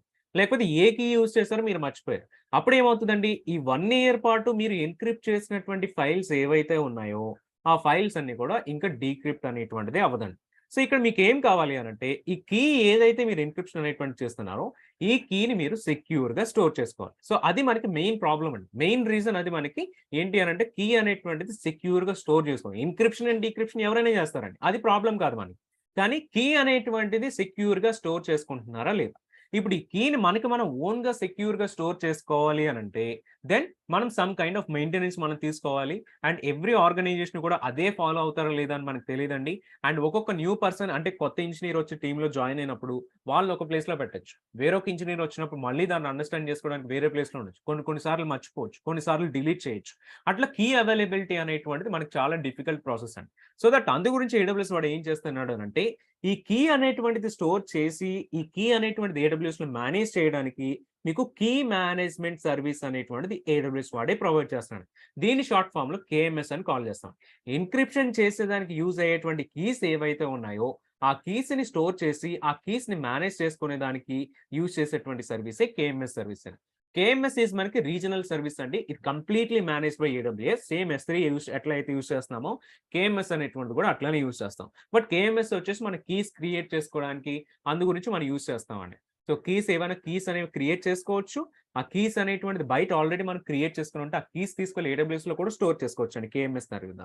సో కొత్తవి క్రియేట్ చేసుకోవచ్చు, పాతవున్న అవి ఇంపోర్ట్ చేసుకోవచ్చండి. బోత్ సిమెట్రిక్ కీస్ క్రియేట్ చేసుకోవచ్చండి, అసిమెట్రిక్ కీస్ కూడా మనం క్రియేట్ చేసుకోవచ్చు. కేఎంఎస్ మనకి ఏం ప్రొవైడ్ చేస్తదంటేనండి, నాట్ ఓన్లీ కీస్ మేనేజ్ చేసేటువంటిదే కాదు కానీ, ఇది ఇంకా కూడా ఎన్క్రిప్షన్ అండ్ డీక్రిప్షన్ చేసేదానికి కూడా సమ్ లైబ్రరీస్ అయితే ప్రొవైడ్ చేస్తుంది. నార్మల్లీ ఎన్క్రిప్షన్ అండ్ డీక్రిప్షన్ చేయాలి అనంటే మీకు సమ్ కస్టమ్ కోడ్ అనేటువంటిది ఉండాలి. సమ్ లైబ్రరీస్ అనేవి యూజ్ చేసుకోవాలండి. But as per AWS use చేస్తున్నందుకు ఏంటి అనంటే, ఏడబ్ల్యూఎస్ వాడు ఇచ్చేటువంటిది యాడెడ్ అడ్వాంటేజ్ కింద మీరు కేఎంఎస్‌లోనే ఎన్క్రిప్షన్ అండ్ డీక్రిప్షన్ లైబ్రరీస్ ఉంటాయి. ఈ లైబ్రరీస్ తోటి మీరు కీస్ కేఎంఎస్ కీ కావచ్చు, వేరే కీస్ ఉన్నా వాటితోటి మీరు ఎన్క్రిప్షన్ చేసుకోవచ్చు, డీక్రిప్షన్ చేసుకోవచ్చు. ఈ లైబ్రరీస్ ఏడబ్ల్యూఎస్ వాడే మన కోసం ప్రొవైడ్ చేస్తున్నాడు. ఏవైతే కీస్ మీకు కేఎంఎస్‌లో స్టోర్ అవుతాయో, ఆ కీస్ ఎప్పుడు కూడా కేఎంఎస్ నుంచి, ఏడబ్ల్యూఎస్ నుంచి బయటకు రావండి. ఈవెన్ మీరు క్రియేట్ చేసినటువంటి కీ మీరు చూడాలి అన్నా, అంటే కీ ఉన్నట్టు మీకు కనిపిస్తది కన్సోల్‌లో. కానీ కీ లోపల ఆ 2048 క్యారెక్టర్స్ గాని, 1024 క్యారెక్టర్స్ అనుకుంటున్నాం చూసారా? ఈ క్యారెక్టర్స్ ఏముంది, ఆ టెక్స్ట్ ఏముంది అనేటువంటిది మీకు కనిపించదండి. అవి ఏడబ్ల్యూఎస్ వాడు హైడ్ చేస్తాడు. సో అందు గురించి ఏం చెప్తామంటే, keys never leave AWS and KMS service అనేది చెప్పుకోవచ్చండి. ఈ కేఎంఎస్ సర్వీస్ అండి మనకి ఏ కాంప్లెయిన్స్ ప్రొవైడ్ చేస్తది అనంటే, ఎఫ్ఐపిఎస్ 140 లెవెల్ 2 అనేటువంటి కాంప్లెయిన్స్ మనకి ప్రొవైడ్ చేస్తదండి. ఎందుకు నేను స్పెసిఫిక్‌గా యాడ్ చేస్తున్నానంటే, ఎగ్జామినేషన్ పాయింట్ ఆఫ్ వ్యూలో ఆర్ ఇంటర్వ్యూ పాయింట్ ఆఫ్ వ్యూలో మీకు 142 లెవెల్ 2 ఎఫ్ఐపిఎస్ కాంప్లెయిన్స్ కావాలి అనంటే, ఏడబ్ల్యూఎస్‌లో మీకు ఉన్నటువంటి సర్వీస్ ఏంటంటే కేఎంఎస్ అనేటువంటి సర్వీస్ అండి. దీనికి చిన్న వేరియేషన్ మనం చేస్తే, ఎఫ్ఐపిఎస్ 142 ఇక్కడ దాకా సేమ్ అండి. కానీ లెవెల్ 3 అనేటువంటిది మాత్రం కాంప్లెయిన్స్ అయితే సర్వీసే మారిపోతుంది. సో లెవెల్ 3 కాంప్లెయిన్స్ కావాలంటే మీకు హెచ్ఎస్ఎం సర్వీస్ ఉంటదండి. హెచ్ఎస్ఎం ఫుల్ ఫార్మ్ ఏంటి అనంటే, హార్డ్‌వేర్ సెక్యూరిటీ మాడ్యూల్. సేమ్ ఇది కూడా కీస్ ప్రొవైడ్ చేసేదే. కాకపోతే ఈ హెచ్ఎస్ఎం ఏంటి అంటే, హార్డ్‌వేర్ సెక్యూరిటీ మాడ్యూల్ సర్వీస్ వచ్చేసి మీకు లెవెల్ 3 కాంప్లెయిన్స్ ఉంటదండి. ఎఫ్ఐపిఎస్ 142 లెవెల్ 3 అండ్ మీకు నార్మల్ లెవెల్ 2 కావాలి అనుకుంటే కేఎంఎస్ అండి. లెవెల్ 3 కావాలి అనుకుంటే HSM. But what is the difference? What is the difference అనుకుంటే, కేఎంఎస్ అండి నార్మల్లీ ఏడబ్ల్యూఎస్ డేటా సెంటర్‌లో డిఫరెంట్ ర్యాక్స్ అనేవన్నీ ఉంటాయి. ఈ డిఫరెంట్ ర్యాక్స్ అన్నిటిలో కేఎంఎస్ అనేటువంటిది మీకు షేర్డ్ హార్డ్‌వేర్ మీద స్టోర్ అయ్యి ఉంటుంది. మీకి ఇక్కడ స్టోర్ అయ్యి ఉంటది. నాకి ఇక్కడ స్టోర్ అయ్యి ఉంటది. సో, అట్లా కీస్ అన్నీ కూడా షేర్డ్ హార్డ్‌వేర్ మీద స్టోర్ అయ్యి ఉంటాయి.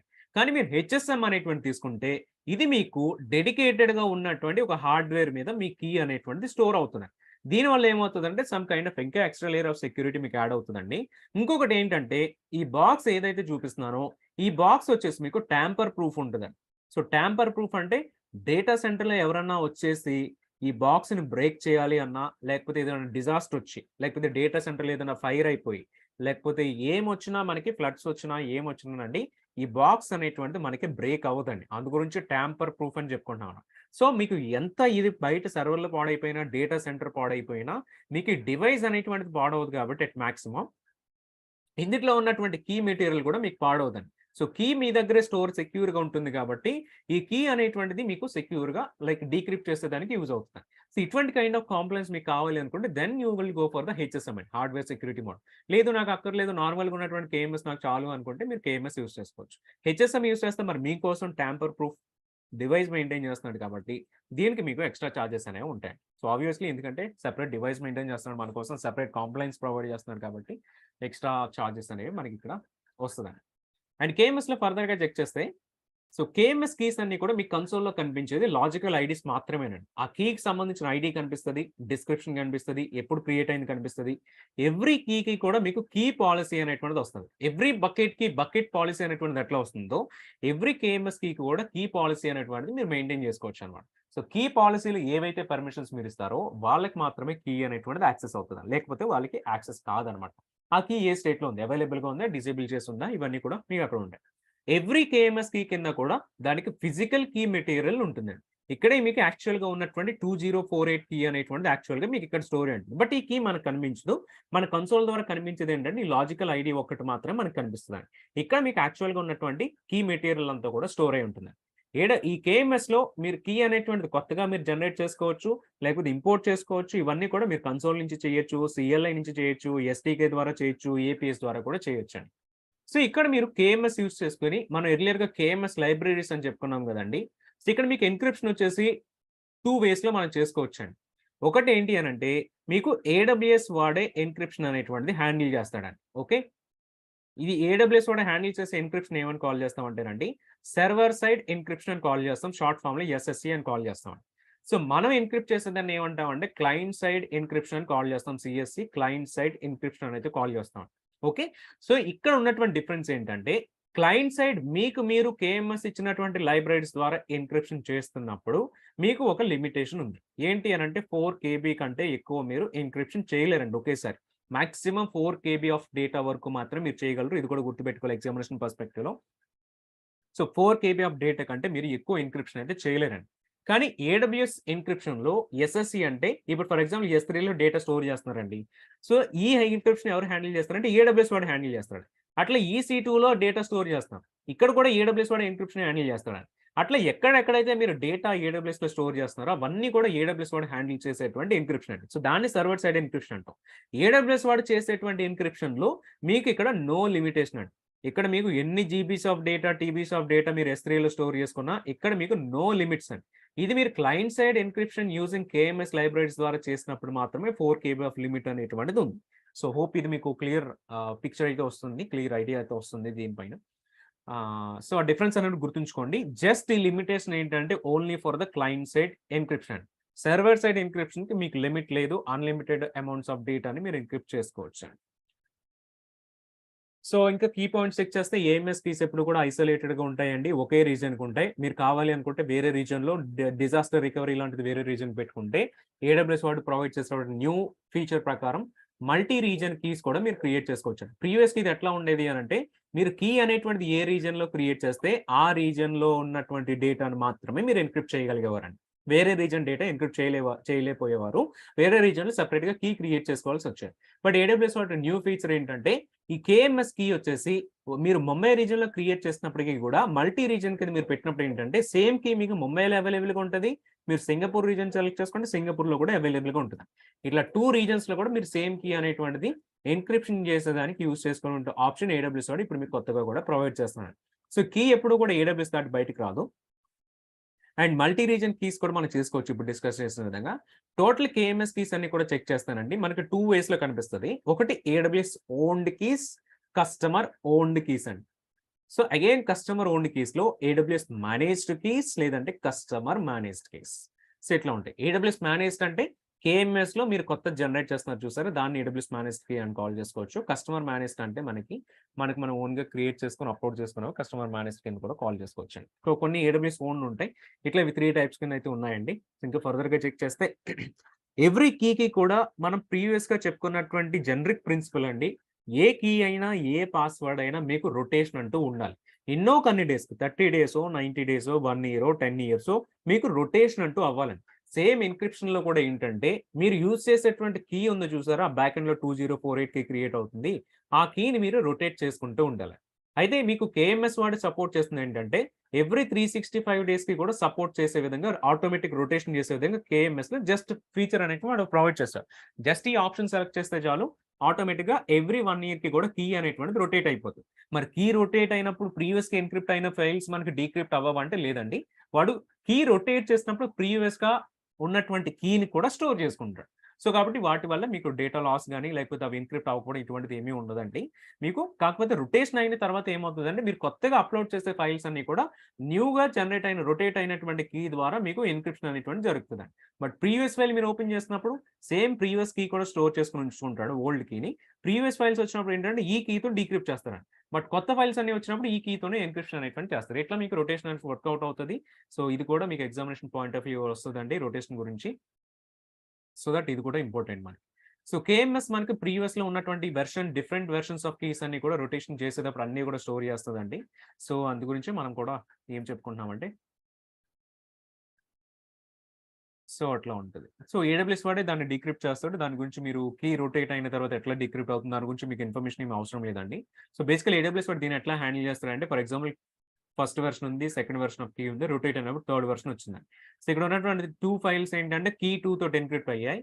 ఇక్కడ ఉన్నటువంటి 3 ఫైల్స్ ఏంటంటే కీ 1 తోటి ఎన్క్రిప్ట్ అయ్యింది. ఇప్పుడు మీరు కొత్తగా ఫైల్ అప్‌లోడ్ చేస్తున్నప్పుడు ఏమవుతది అనంటే న్యూ కీ తోటి ఫైల్ అనేటువంటిది ఎన్క్రిప్షన్ అయితే జరుగుతదండి.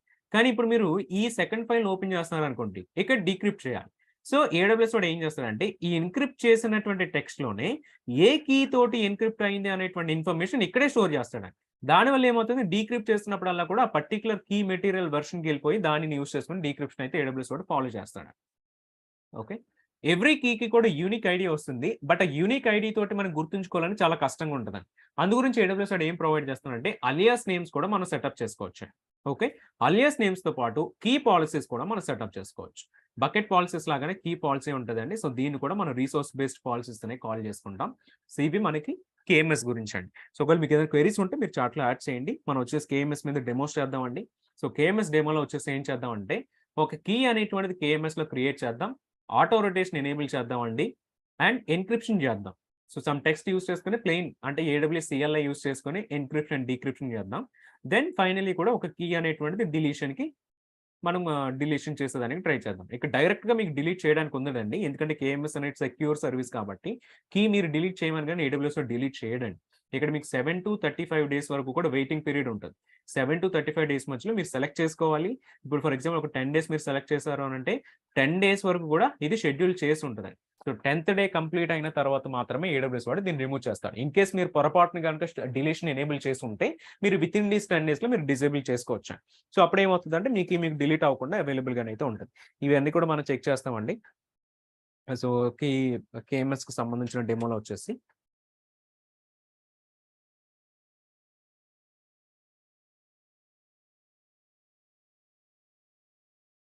సో, నేను ఏడబ్ల్యూఎస్ కన్సోల్ షేర్ చేస్తానండి.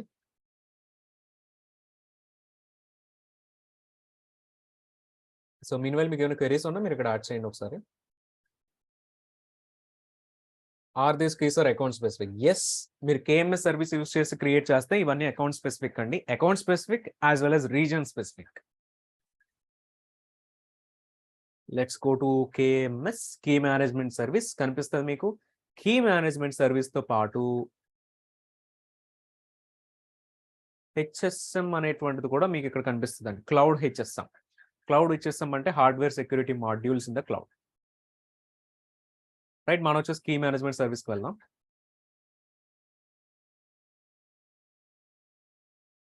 సో, వీటికి సెపరేట్‌గా చార్జెస్ ఉంటాయండి. మీరు క్రియేట్ చేసే ఎవ్రీ కీకి కూడా. సో ఇది కంప్లీట్లీ మేనేజ్డ్ ఉంటుంది. అన్ని ఏడబ్ల్యూఎస్ సర్వీస్‌తో ఎక్కడెక్కడ ఏ సర్వీస్‌లో మీకు ఎన్క్రిప్షన్ అనేటువంటి టాపిక్ వస్తదో, S3 అని కాదు, EC2 కాదు, వేరే ఏ సర్వీస్‌లో ఎక్కడెక్కడ మీకు ఎన్క్రిప్షన్ అనేటువంటిది వస్తదో, అన్ని ప్లేసెస్‌లో కూడా మీరు యూజ్ చేసేది KMS ఏనండి.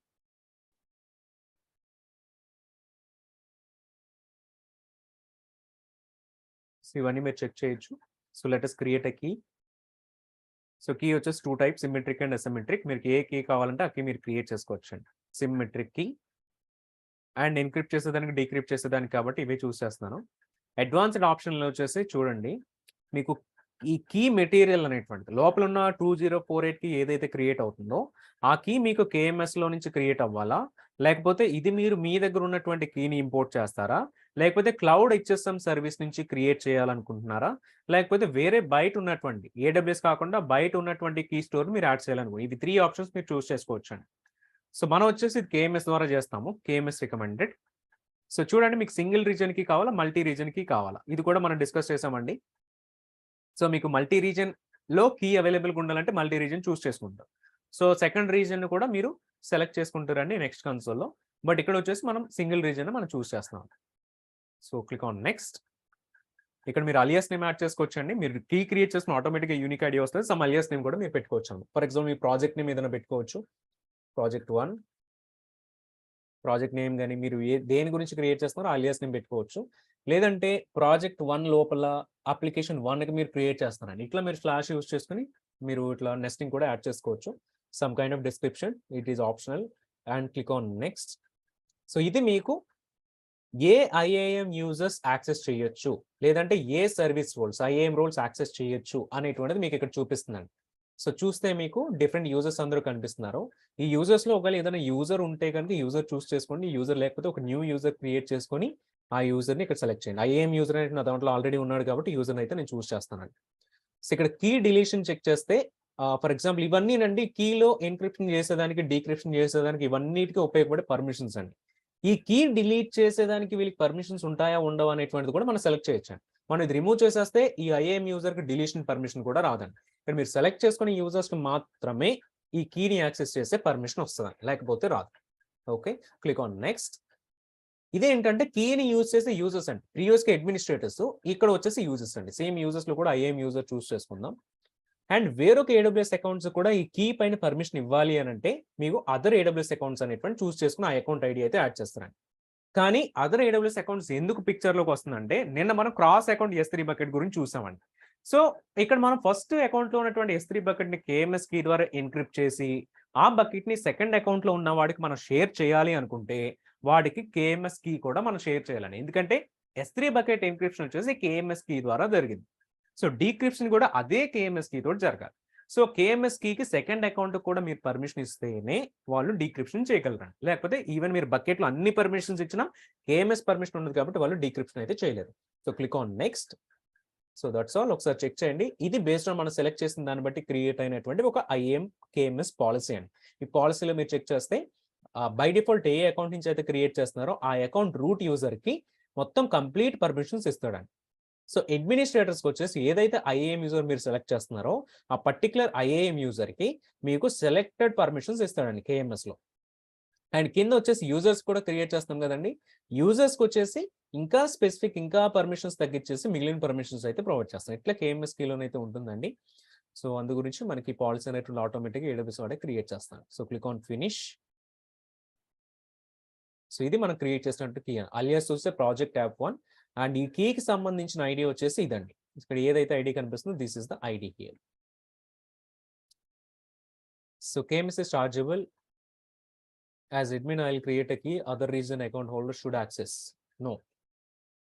అదర్ అకౌంట్ యాక్సెస్ చేయలేడు. మీరు ఎక్స్‌ప్లిసిట్‌గా పర్మిషన్ యాడ్ చేస్తేనే.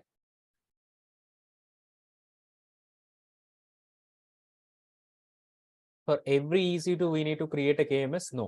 ఒక KMS‌కి క్రియేట్ చేసుకొని ఇదే KMS‌కి మల్టిపుల్ సర్వీసెస్‌కి మీరు యూజ్ చేసుకోవచ్చండి. సో కీ అయితే క్రియేట్ అయింది. సో చూడండి ఇది సిమెట్రిక్ కీ. సో ఇక్కడ మీరు చెక్ చేస్తే కీ లోపలికి వెళ్దాం. కీ పాలిసీ మీకు కనిపిస్తుంది. సో కీ పాలిసీ విజువల్‌గా కూడా AWS వాడు సజెస్ట్ చేస్తున్నాడు. లేదు మీకు JSONలోనే బాగా కనిపిస్తుంది అనుకుంటే స్విచ్ టు పాలిసీ వ్యూ చేసుకోవచ్చు. మీకు అప్పుడు ఇక్కడ పాలిసీ అనేటువంటిది కనిపిస్తుందండి. ఓకే. ఇదంతా కూడా పాలిసీ. క్రిప్టోగ్రాఫిక్ కాన్ఫిగరేషన్లోకి వెళ్తే మీకు సమ్ డీటెయిల్స్ కనిపిస్తాయి, కానీ ఎక్కడ కూడా మీకు కీ అనేటువంటిది కనిపించదు. ఒకవేళ మీరు కీ కనుక ఆటోమేటిక్ రొటేషన్ ఎనేబుల్ చేసుకోవాలి అనుకుంటే మీకు కీ రొటేషన్ ట్యాబ్ అని కనిపిస్తుంది. ఈ ట్యాబ్లో జస్ట్ మీరు సెలెక్ట్ చేసుకుని సేవ్ చేస్తే చాలు, ఆటోమేటిక్గా ఎవ్రీ 365 డేస్ తర్వాత కీ అనేటువంటిది అప్డేట్ అయిపోతూ ఉంటుంది. ఇంతకు మించి మీకు మీరు ఓన్గా రొటేట్ చేయవలసిన ఏమి కూడా అవసరం లేదు. మీ అప్లికేషన్ పర్స్పెక్టివ్లో కూడా మీకు తీసుకోవాల్సిన నెసెసిటీస్ ఏమి కూడా ఉండవు. జస్ట్ AWS వాడే రొటేట్ చేసేస్తుంది ఆటోమేటిక్గా, రైట్? సో అట్లా ఉంటుందండి. సో ఈ కీని మీరు డిలీట్ చేయాలి అన్నా డిజేబుల్ చేసుకోవచ్చు. షెడ్యూల్ కీ డిలీషన్ చేస్తే మీకు చూడండి 7 to 30 డేస్ మధ్యలో కూడా మీరు పెట్టినప్పుడు అన్ని డేస్ అయిన తర్వాత మాత్రం మీకు డిలీషన్ అయితే చేస్తారు. నార్మల్లీ డిలీషన్ అయితే అవ్వదు. ఇది మనం లాస్ట్‌లో S3 డెమో కూడా చేసిన తర్వాత డిలీషన్ పెడదాము. ఓకే. బట్ ఇప్పుడైతే నేను ఇది క్యాన్సిల్ చేస్తున్నాను. సో ఇదంతా కూడా కీకి సంబంధించిన ఇన్ఫర్మేషన్ అండి. లేదు మీరు అలియాస్ నేమ్స్ ఇదే కీ మల్టిపుల్ ప్రాజెక్ట్స్‌లో కూడా మీరు యూజ్ చేసుకోవాలన్నా డిఫరెంట్ అలియాసెస్ మీరు క్రియేట్ చేసుకోవచ్చండి. Create alias project 1 app 2 application 2 కూడా మీరు సేమ్ కీ యూజ్ చేయాలనుకుంటే ఇది యాడ్ చేసినా చేయకపోయినా పర్లేదండి. బట్ జస్ట్ ఫర్ అండర్‌స్టాండింగ్ ఏంటంటే చూసినప్పుడు అర్థం కావడానికి జస్ట్ లైక్ ఇట్లా యాడ్ చేసుకోవచ్చు అనమాట. అలియాస్ నేమ్స్ ఎన్నైనా యాడ్ చేసుకోవచ్చు, మనకి పాసిబిలిటీ ఉంది AWS సైడ్ నుంచి. Right. So this is about it అండి. సో ఒకసారి మనం క్లౌడ్ షెల్‌కి వెళ్దామండి. CLI నుంచి ఎన్క్రిప్ట్ చేసేది, డీక్రిప్ట్ చేసే దాని గురించి చూద్దాం. సో ఆల్రెడీ నేను దీనికి సంబంధించిన కమాండ్స్ అనేటువంటిది కమాండ్ ఫైల్‌లో యాడ్ చేసి ఉంచాను. సో అక్కడి నుంచి కూడా ఒకసారి మన కమాండ్స్ అన్ని చెక్ చేసి ఎగ్జిక్యూట్ చేద్దాం for the encryption, decryption.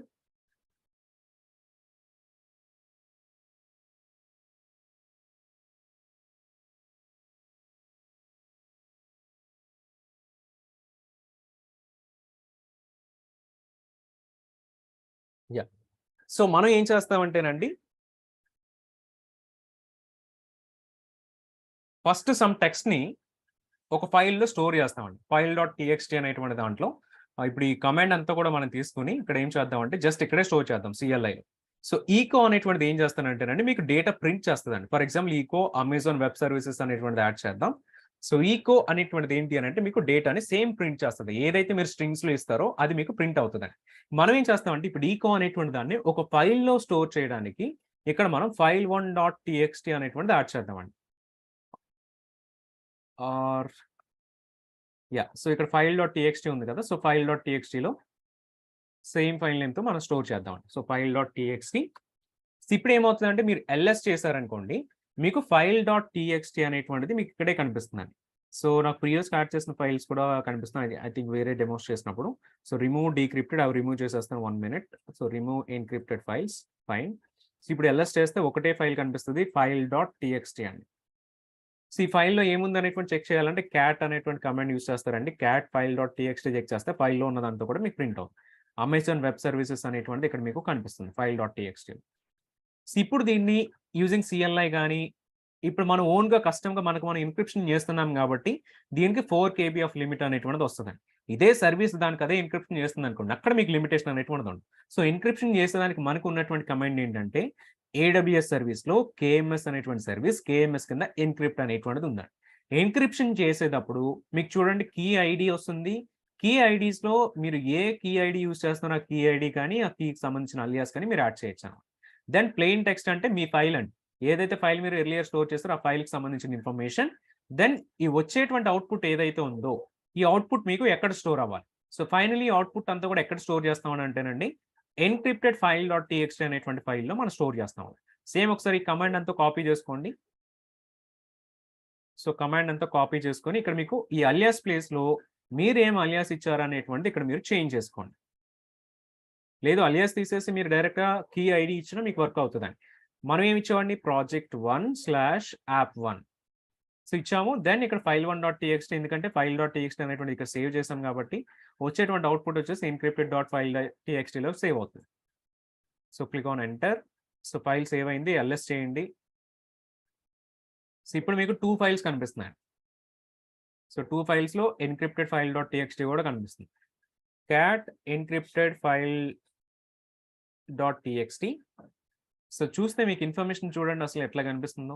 So even మనం బ్రౌజర్ ద్వారా ఎన్క్రిప్ట్ చేస్తుందైనా కొంచెం క్యారెక్టర్స్‌లో బాగానే కనిపిస్తుంది. ఇక్కడ చూస్తే మీకు స్పెషల్ క్యారెక్టర్స్ వచ్చాయి. చాలా డిఫరెంట్ క్యారెక్టర్స్ అన్ని కూడా ఇక్కడ వచ్చేసాయండి.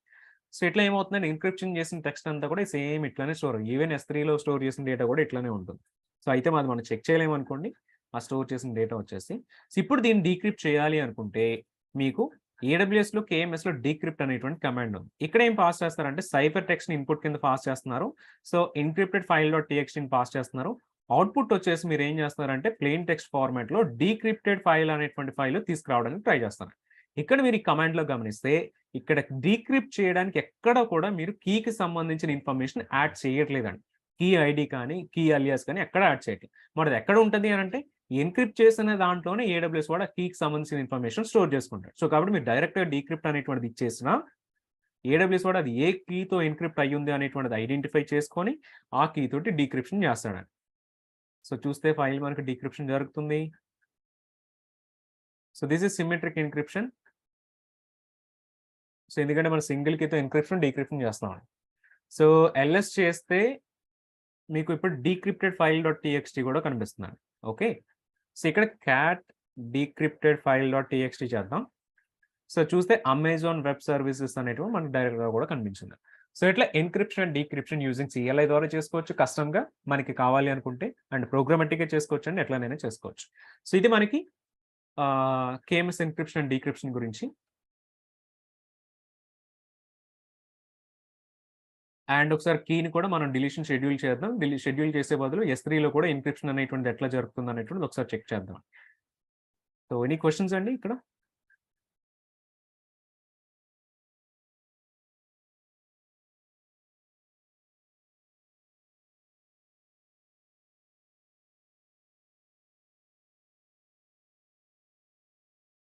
సో అసిమెట్రిక్ ఎన్క్రిప్షన్ మనం తర్వాత చెక్ చేస్తాం. HTTPS అండ్ అక్కడ ACM అనేటువంటి సర్వీస్ యూస్ చేసుకుని దాన్ని చెక్ చేస్తాం. So not now. So real time scenarios లో ఎన్క్రిప్షన్ యూస్ చేస్తున్నారు అంటే సిమెట్రిక్ ఎన్క్రిప్షన్ యూస్ చేస్తారు. Charges depends on number of days. Yes, మీ జస్ట్ KMS చార్జెస్ అని బ్రౌజర్ లో చెక్ చేయండి.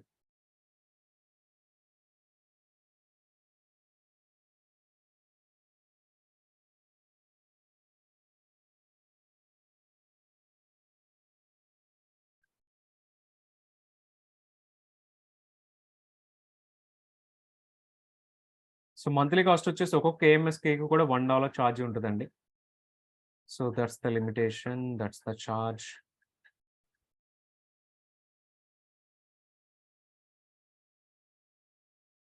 Yeah, so let's go to the S3 topic అండి. S3లో encryption ఎట్లా చేసుకోవాలనేటువంటిది కూడా కంప్లీట్ చేద్దాం. సో S3లో మనం ఇంత టాపిక్ ఎందుకు డిస్కస్ చేసామంటే S3లో ఎన్క్రిప్షన్ ఎట్లా చేసుకోవచ్చు అనేటువంటి చేయడం కోసం ఇంత టాపిక్ డిస్కస్ చేసామండి. సో ఒకసారి చెక్ చేద్దాం. సో బై డిఫాల్ట్ మీకు బకెట్స్ అన్ని కూడా ప్రీవియస్ గానైతే ఎన్క్రిప్టెడ్ అయ్యేవి కాదండి. సో కానీ AWS వాడు ఏం చేస్తాడంటే as per best practice buckets అన్ని కూడా డిఫాల్ట్ గా యూజింగ్ AWS కీస్ ద్వారానండి, కస్టమ్ కీస్ ద్వారా కాదు, AWS కీస్ ద్వారా వీడు డైరెక్ట్ గా ఎన్క్రిప్ట్ చేస్తున్నాడండి. కానీ ఈ ఎన్క్రిప్షన్ ఏంటి అని అంటే మీకు ఇక్కడ ఎన్క్రిప్షన్ చేసినా చేయకపోయినా కూడా మీకు ఒకేలాగా కనిపిస్తుంది. ఎందుకంటే మీకు డేటా స్టోర్ అయితే ఎన్క్రిప్ట్ అయి స్టోర్ అవుతుంది, కానీ ఏ యూజర్ మీకు యాక్సెస్ చేసినా డేటా అయ్యేది మాత్రం అందరికీ కూడా యాక్సెస్ అయిపోతుంది. లేదు నాకు అట్లా కాదు, నాకు యూజర్ బేస్డ్ యాక్సెస్ కావాలి, అకౌంట్ బేస్డ్ యాక్సెస్ నాకు కావాలి అనుకుంటే then you should go for the KMS అండి, as per shared responsibility model. Okay, so ఇక్కడ డిఫాల్ట్ గా కస్టమర్ సెక్యూరిటీ అనేటువంటిది ప్రొవైడ్ చేయడం కోసం AWS వాడు సమ్ డిఫాల్ట్ ఎన్క్రిప్షన్ ప్రొవైడ్ చేస్తారు. బట్ ఈ డిఫాల్ట్ ఎన్క్రిప్షన్ AWS వాడు చార్జెస్ అనేవి చేయడు, KMS యూస్ చేసినప్పుడే చార్జెస్ అనేవి చేస్తాడండి. అండ్ ఇక్కడ ఆబ్జెక్ట్స్ అన్ని కూడా మీకు బకెట్ లో ఆబ్జెక్ట్స్ అన్ని ఎన్క్రిప్ట్ అవుతాయండి. సో బకెట్ ఎన్క్రిప్ట్ అవడం అంటే బకెట్ లో ఉన్నటువంటి ఫైల్స్ అన్ని ఎన్క్రిప్ట్ అవడమే. S3లో 2 ఎన్క్రిప్షన్ సపోర్ట్ చేస్తుంది. సర్వర్ సైడ్ ఎన్క్రిప్షన్ ఒకటి, క్లయింట్ సైడ్ ఎన్క్రిప్షన్ ఒకటి అండి. సో సర్వర్ సైడ్ ఎన్క్రిప్షన్ అంటే ఏంటి, క్లయింట్ సైడ్ ఎన్క్రిప్షన్ అంటే ఏంటి అనేటువంటి ఒక డిఫరెన్షియేషన్ చూద్దామండి. ఫర్ ఎగ్జాంపుల్ మన దగ్గర యూజర్స్ ఉన్నారు, S3 సర్వీస్ ఉంది, S3 సర్వీస్ ఉన్నటువంటి డేటా సెంటర్ ఉందండి. సేమ్ అట్లనే ఇవి 2 పిక్చర్స్ తీసుకుందామండి. ఇక్కడ మీకు క్లయింట్ సైడ్ ఎన్క్రిప్షన్ అనేటువంటి రిప్రజెంటేషన్ ఇక్కడ చూద్దామండి. అండ్ సర్వర్ సైడ్ ఎన్క్రిప్షన్ వచ్చేసి మనం రిప్రజెంటేషన్ వచ్చేసి ఇక్కడ చెక్ చేద్దాం. సో ఇక్కడ మీకు డేటా ఇన్ ట్రాన్సిట్ ఎక్కడ జరుగుతుంది అని అంటే మీకు ఇక్కడ యూజర్స్ నుంచి S3 స్టోరేజ్ కి వెళ్తున్న ప్లేస్ ఉంది చూసారా, ఇది మీకు ఇన్ ట్రాన్సిట్ అండి. అంటే ఇది మన ల్యాప్టాప్స్ నుంచి మన సర్వర్స్ నుంచి కూడా S3 సర్వీస్ కి మనకు కనెక్ట్ అయ్యి డేటా అప్లోడ్ అవుతున్న స్పేస్ అండి. మరి సెకండ్ ఉన్నటువంటి స్పేస్ ఏంటి అని అంటే ఇది మీకు డేటా అట్ రెస్ట్ అండి. ఈ ప్లేస్ లో ఉండేదంతా మీకు డేటా అట్ రెస్ట్ వస్తుంది అనమాట.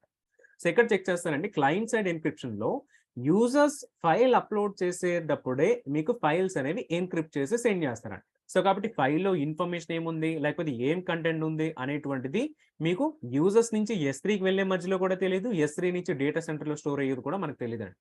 కానీ సేమ్ ఇదే రిప్రజెంటేషన్ మీరు సర్వర్ సైడ్ యూజ్ చేస్తే కనుక సర్వర్ సైడ్ చూడండి, మీరు అప్లోడ్ చేసేదేమో S3కి ప్లెయిన్ టెక్స్ట్ ఫైల్ అప్లోడ్ చేస్తారు. బట్ S3లోకి స్టోర్ అయిన తర్వాత స్టోర్ చేసే ముందు S3 దీనిని ఎన్క్రిప్ట్ చేసి స్టోర్ చేస్తుంది. సో అందు గురించి ఏం చెప్తున్నా అంటే S3కి డేటా సెంటర్కి అంటే స్టోర్ చేసే ముందు S3 సర్వీస్ ఎన్క్రిప్ట్ చేసి స్టోర్ చేస్తారు.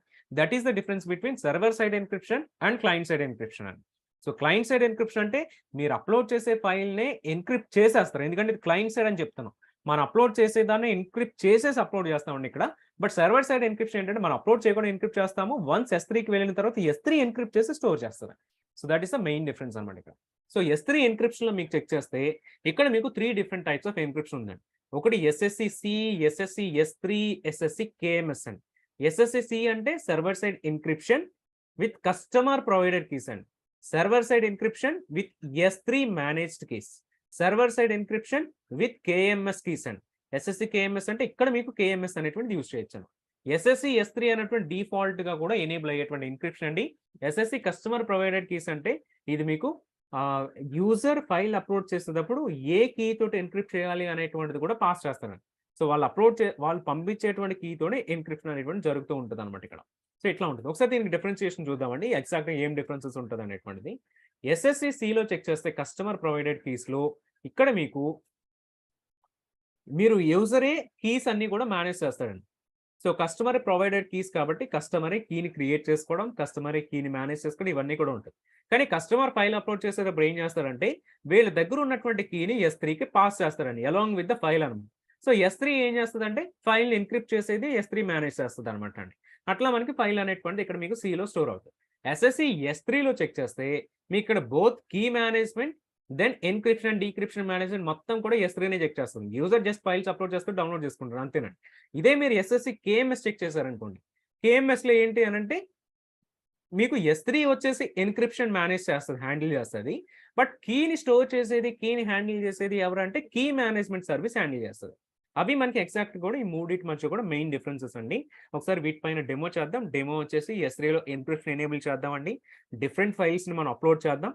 అండ్ ఈ ఫైల్స్ అన్ని కూడా డౌన్లోడ్ చేస్తున్నప్పుడు ఎట్లా వర్క్ అవుతుంది అనేటువంటి చెక్ చేద్దాం.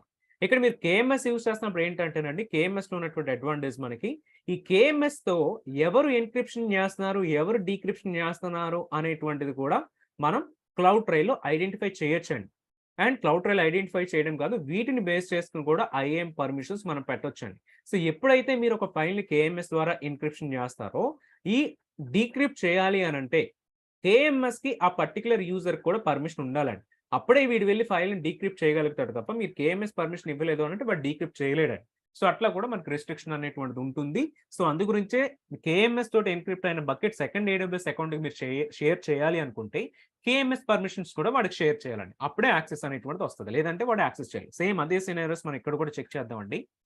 ఓకే, ఒకసారి నేను S3 కన్సోల్ షేర్ చేస్తాను.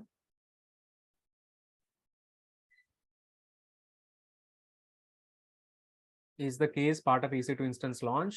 No, KMS లో వస్తుందండి. KMS comes under which category in AWS? అది మీకు సెక్యూరిటీ కింద కానీ సమ్ కైండ్ ఆఫ్ మేనేజ్మెంట్ కింద కానీ రావచ్చు.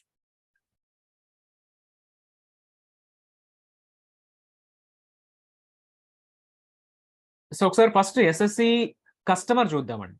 SSC లో కనుక మీరు చెక్ చేస్తే చూడండి, SSC ఇది ఇక్కడ మీరు స్పెసిఫిక్ గా S3 కన్సోల్ లో మీరు చెక్ చేయరండి. మీరు ఫైల్ అప్లోడ్ చేస్తున్నప్పుడే మీరు అలాంగ్ విత్ ద ఫైల్ కొన్ని హెడర్స్ లో మీరు పాస్ చేయాలన్నమాట.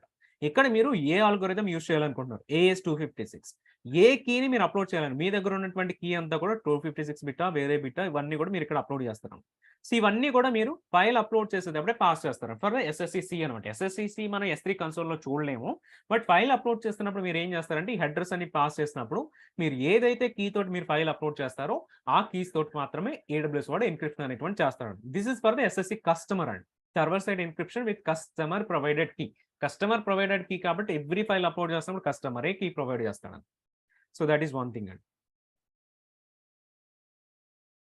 ఓకే, సో ఇంకోటి ఏంటి అని అంటే ఇప్పుడు చెక్ చేద్దామండి. ఫర్ ఎగ్జాంపుల్ మన దగ్గర ఒక బకెట్ అనేటువంటిది ఉంది. ఈ బకెట్‌లో డిఫరెంట్ ఫైల్స్ అన్నీ ఉన్నాయి. కానీ ఈ ఫైల్స్ అన్నీ కూడా మీకు దేనితోటి ఎన్‌క్రిప్ట్ అయ్యింది అనేటువంటి చెక్ చేస్తే ఒకసారి ప్రాపర్టీస్‌కి వెళ్దామండి. కంట్రోల్ ఎఫ్ ఎన్‌క్రిప్షన్ అనేటువంటి టైప్ చేయండి.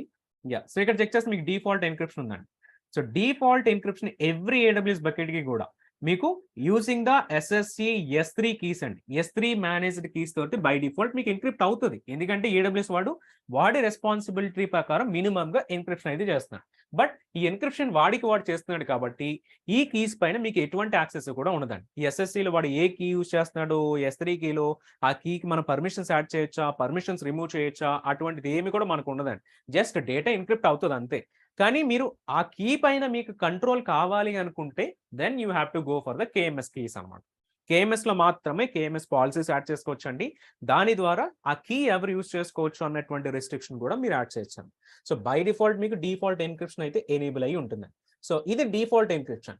కానీ మీరు ఫైల్ అప్‌లోడ్ చేస్తున్నప్పుడు ఏ ఎన్‌క్రిప్షన్ మీరు మెన్షన్ చేయకపోతే డిఫాల్ట్ ఎన్‌క్రిప్షన్ వస్తదండి. లేదు మీరు డిఫాల్ట్ ఎన్‌క్రిప్షన్ చేంజ్ చేసి ఇక్కడ మీకు ఎస్ఎస్సి ఎన్‌క్రిప్షన్ కూడా ఉంది. కేఎంఎస్ ఉందండి. కేఎంఎస్ చూస్ చేసుకుంటే కేఎంఎస్‌లో మీరు ఏ కీని ఎన్‌క్రిప్ట్ చేయాలనుకుంటున్నారు. So choose from AWS KMS keys. So ఇక్కడ మనం చెక్ చేస్తే ప్రాజెక్ట్ 1 యాప్ 2 ఉంది కదండీ. సో ఇది ఏడబ్ల్యూఎస్‌లో మనం కేఎంఎస్‌లో మనం క్రియేట్ చేసినటువంటి కీ. అట్లనే ఏడబ్ల్యూఎస్ మేనేజ్డ్ కీస్ కూడా ఉంటాయండి. కేఎంఎస్ కన్సోల్‌లో మీరు చెక్ చేస్తే కేఎంఎస్ ఇక్కడ ఆల్రెడీ ఉంది. ఏడబ్ల్యూఎస్ మేనేజ్డ్ కీస్ ఆల్రెడీ ఉంటాయండి. ఏడబ్ల్యూఎస్ మేనేజ్డ్ కీస్ అంటే ఫర్ ఎగ్జాంపుల్ మీరు చెక్ చేస్తే AWS/S3 అనేటువంటిది ఆల్రెడీ వీడు ప్రొవైడ్ చేస్తున్నాడు. ఎస్ఎస్సి S3 వేరండి, AWS S3 వేరండి. ఎవ్రీ సర్వీస్‌కి కూడా డిఫాల్ట్‌గా వీడు ఎన్‌క్రిప్షన్ ప్రొవైడ్ చేస్తాడు. AWS మేనేజ్డ్ కీస్ వచ్చేసి మీకు చార్జెస్ ఉండవండి. కస్టమర్ మేనేజ్డ్ కీస్ ఒకటే మీకు చార్జెస్ అనేవి ఉంటాయి. బట్ AWS మేనేజ్డ్ కీస్ తీసుకున్నప్పుడు ఒకసారి దీంట్లోకి వెళ్దాం. ఇక్కడ మీకు ఈ కీ రిలేటెడ్ పాలిసీని అప్డేట్ చేసేదానికి గాని, ఈ కీని కాన్ఫిగర్ చేయడానికి గాని, ఈ కీని డిలీట్ చేయడానికి గాని మీకు ఎటువంటి పర్మిషన్స్ ఉండవండి. ఎందుకంటే ఇది వాడు ఫ్రీగా ప్రొవైడ్ చేస్తున్నాడు కాబట్టి వాడు ఇచ్చింది మనం యూజ్ చేసుకోవడం తప్ప అంతకు మించి ఇక్కడ ఎక్స్ట్రా కంట్రోల్ ఏమీ కూడా ఉండదు. లేదు మీకు సమ్ ఎక్స్ట్రా కంట్రోల్స్ కావాలంటే కస్టమర్ మేనేజ్డ్ కీ తీసుకొని ఇక్కడ మీకు సమ్ కంట్రోల్స్ మీకు ఉంటాయండి. ఎడిట్ చేసేవి, డిలీట్ చేసేవి, పాలిసీ అప్డేట్ చేసుకునే దానికి ఇవన్నీ కంట్రోల్స్ ఇక్కడ మీకు కస్టమర్ మేనేజ్‌లో ఉంటాయి. సో దట్ అందు గురించి మనకి కేఎంఎస్ చూస్ చేసుకోగానే 2 కీస్ వస్తున్నాయి. ఒకటి వచ్చేసి AWS/S3 మీ దాంట్లో AWS/S3 బై డిఫాల్ట్ ఉండకపోవచ్చు కొత్త అకౌంట్స్ అయితే. ఇది మీరు AWS S3తో స్టోర్ చేసినప్పుడే న్యూ కీ AWS వాడు మీ అకౌంట్‌లో అవైలబుల్‌గా పెడతాడు. ఓకే. ఇక్కడ మీరు చేంజ్ చేసుకొని సేవ్ చేస్తే డిఫాల్ట్‌గానైతే మనకు సేవ్ అవుతదండి. బట్ ఇది కాదు మనం చేసేది. మనం ఏం చేద్దాం అనంటే ఫైల్ అప్‌లోడ్ చేసేటప్పుడు డిఫరెంట్ ఎన్‌క్రిప్షన్ అయితే మనం ఇక్కడ మెన్షన్ చేద్దాం. ఫర్ ఎగ్జాంపుల్ దాన్ని మనం ఎట్లా మెన్షన్ చేయొచ్చు అనంటే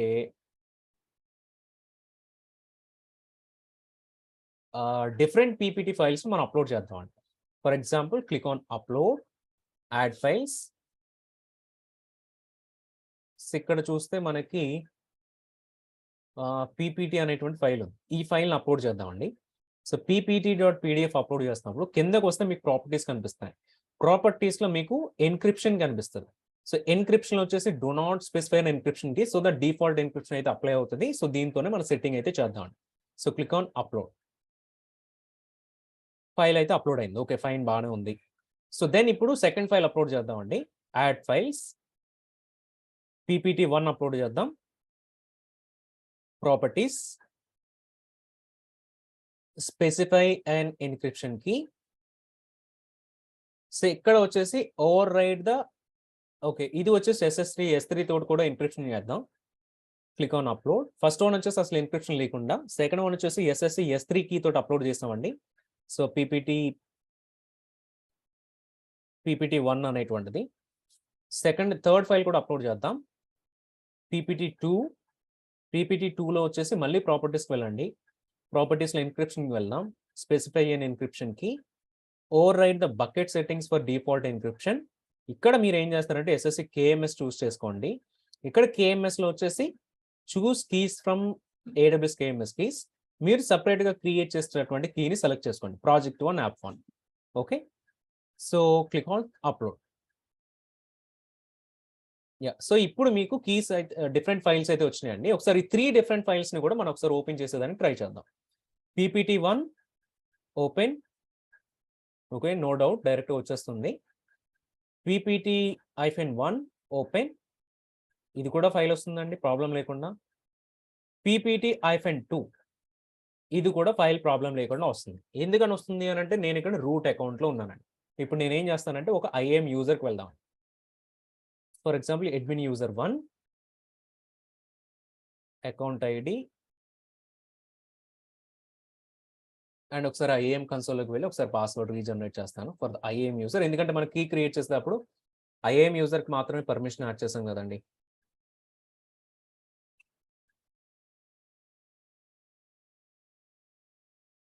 అంటే కేఎంఎస్ పర్మిషన్ లేకపోతే ఫైల్ ఓపెనింగ్ అనేటువంటిది ఎట్లా స్టాప్ అయిపోతుంది అనేటువంటి అది ఒకటి చెక్ చేద్దాం సో దట్ మీకు కూడా అర్థమవుతుంది. Users, IAM user, security credentials, manage console access, auto generate, apply. IAM user password కూడా తీసుకుందాం, సైన్ ఇన్.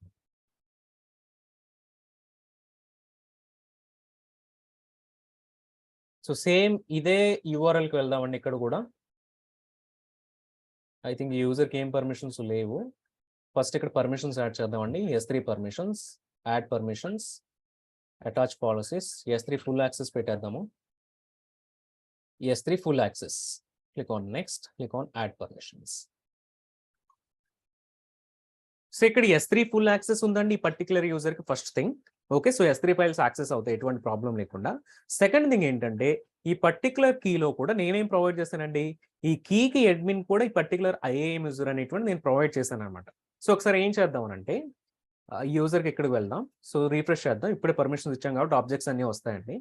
సో ఇక్కడ మొత్తం 3 ఫైల్స్ మీరు ఓపెన్ చేసిన ఓపెన్ అవుతుంది. అండ్ PPT1 ఇది SSC S3 కాబట్టి ఇది కూడా ఓపెన్ అవుతుంది. అండ్ SSC KMS తోటి ఎన్క్రిప్ట్ చేసినటువంటి ఫైల్ కూడా ఓపెన్ చేద్దాం. PPT2 open. సో ఇది కూడా ఓపెన్ అవుతుందండి. ఎందుకంటే మనకి పర్టికులర్ యూజర్కి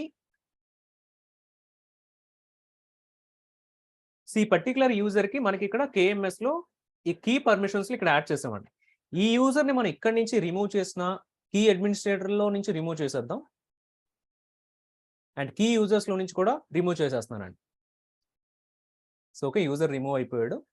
ఒకసారి ఇక్కడికి వెళ్ళి PPT2ని రీడ్ చేసేదానికి ట్రై చేద్దామండి. ఓపెన్.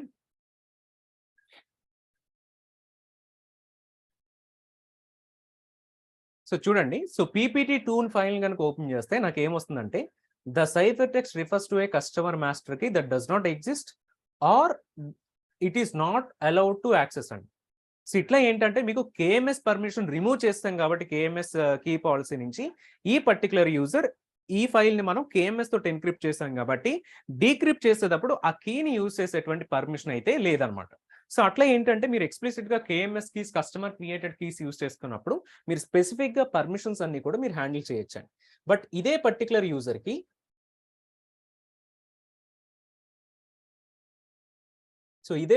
యూజర్కి ఏమవుతుంది అంటే మీరు PPT1 ఓపెన్ చేయండి, ఓపెన్ అవుతుంది. అండ్ దెన్ అట్లానే PPT ఓపెన్ చేయండి, సేమ్ ఇది కూడా ఓపెన్ అవుతుంది without any problem. SSC S3 and normal default ఎన్క్రిప్షన్లో కూడా మనకి ఎటువంటి కంట్రోల్స్ కూడా ఉండవు. సో అవి ఎవరికైనా ఓపెన్ అవుతాయి.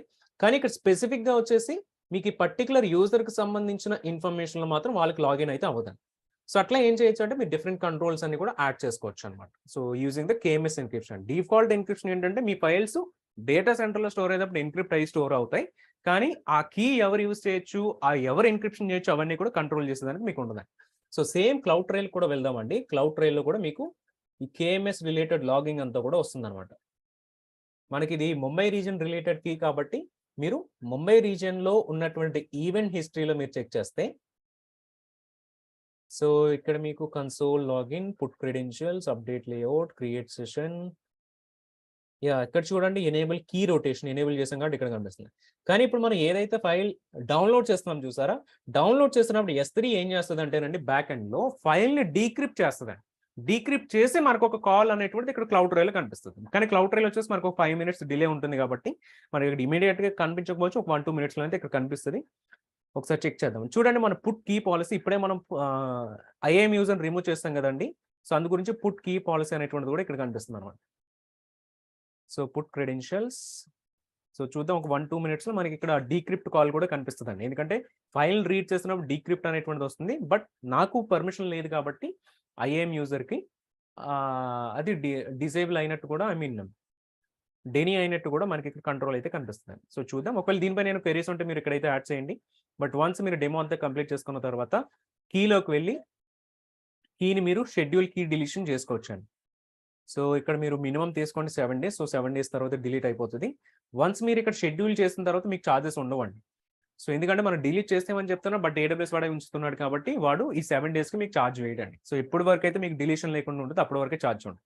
బట్ మళ్ళీ మీరు వన్స్ ఎనేబుల్ చేశారు అనంటే లాస్ట్ 7 డేస్‌కి కూడా మీకు చార్జెస్ వస్తాయన్నమాట. సో ఇది డిజేబుల్ చేసిన తర్వాత డిలీట్ అయిపోవాలి. లేకపోతే మీకు చార్జెస్ వస్తాయండి. మళ్ళీ మీరు ఎనేబుల్ చేస్తే గనక సో చార్జెస్ అనేవి వస్తాయి. ఒకవేళ వీటిలో ఏమైనా క్వెరీస్ ఉంటే మీరు యాడ్ చేయండి. That's all for today. So put key policy.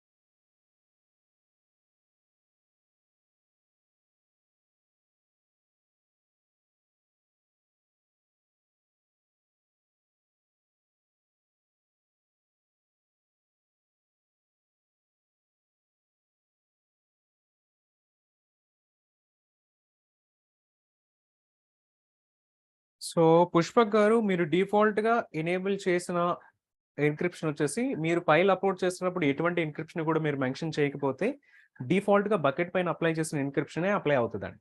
లేదు మీరు ఫైల్ అప్‌లోడ్ చేసేటప్పుడు ఏదైనా స్పెసిఫిక్ ఎన్క్రిప్షన్ మెథడ్‌ని గనుక మీరు సెలెక్ట్ చేస్తే ఆ ఫైల్ ఆ పర్టిక్యులర్ ఎన్క్రిప్షన్‌తోనే ఎన్క్రిప్ట్ అవుతదండి.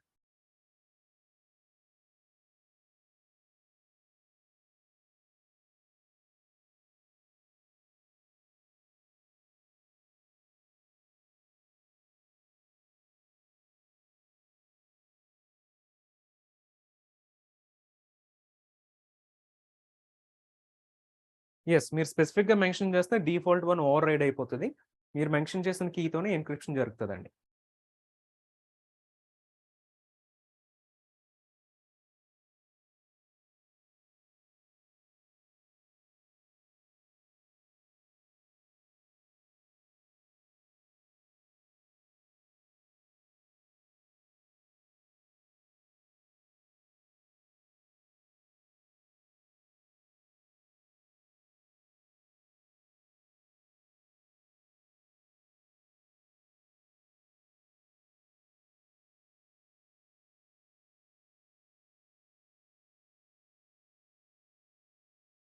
సో ఓకేనండి, will meet again in the tomorrow session.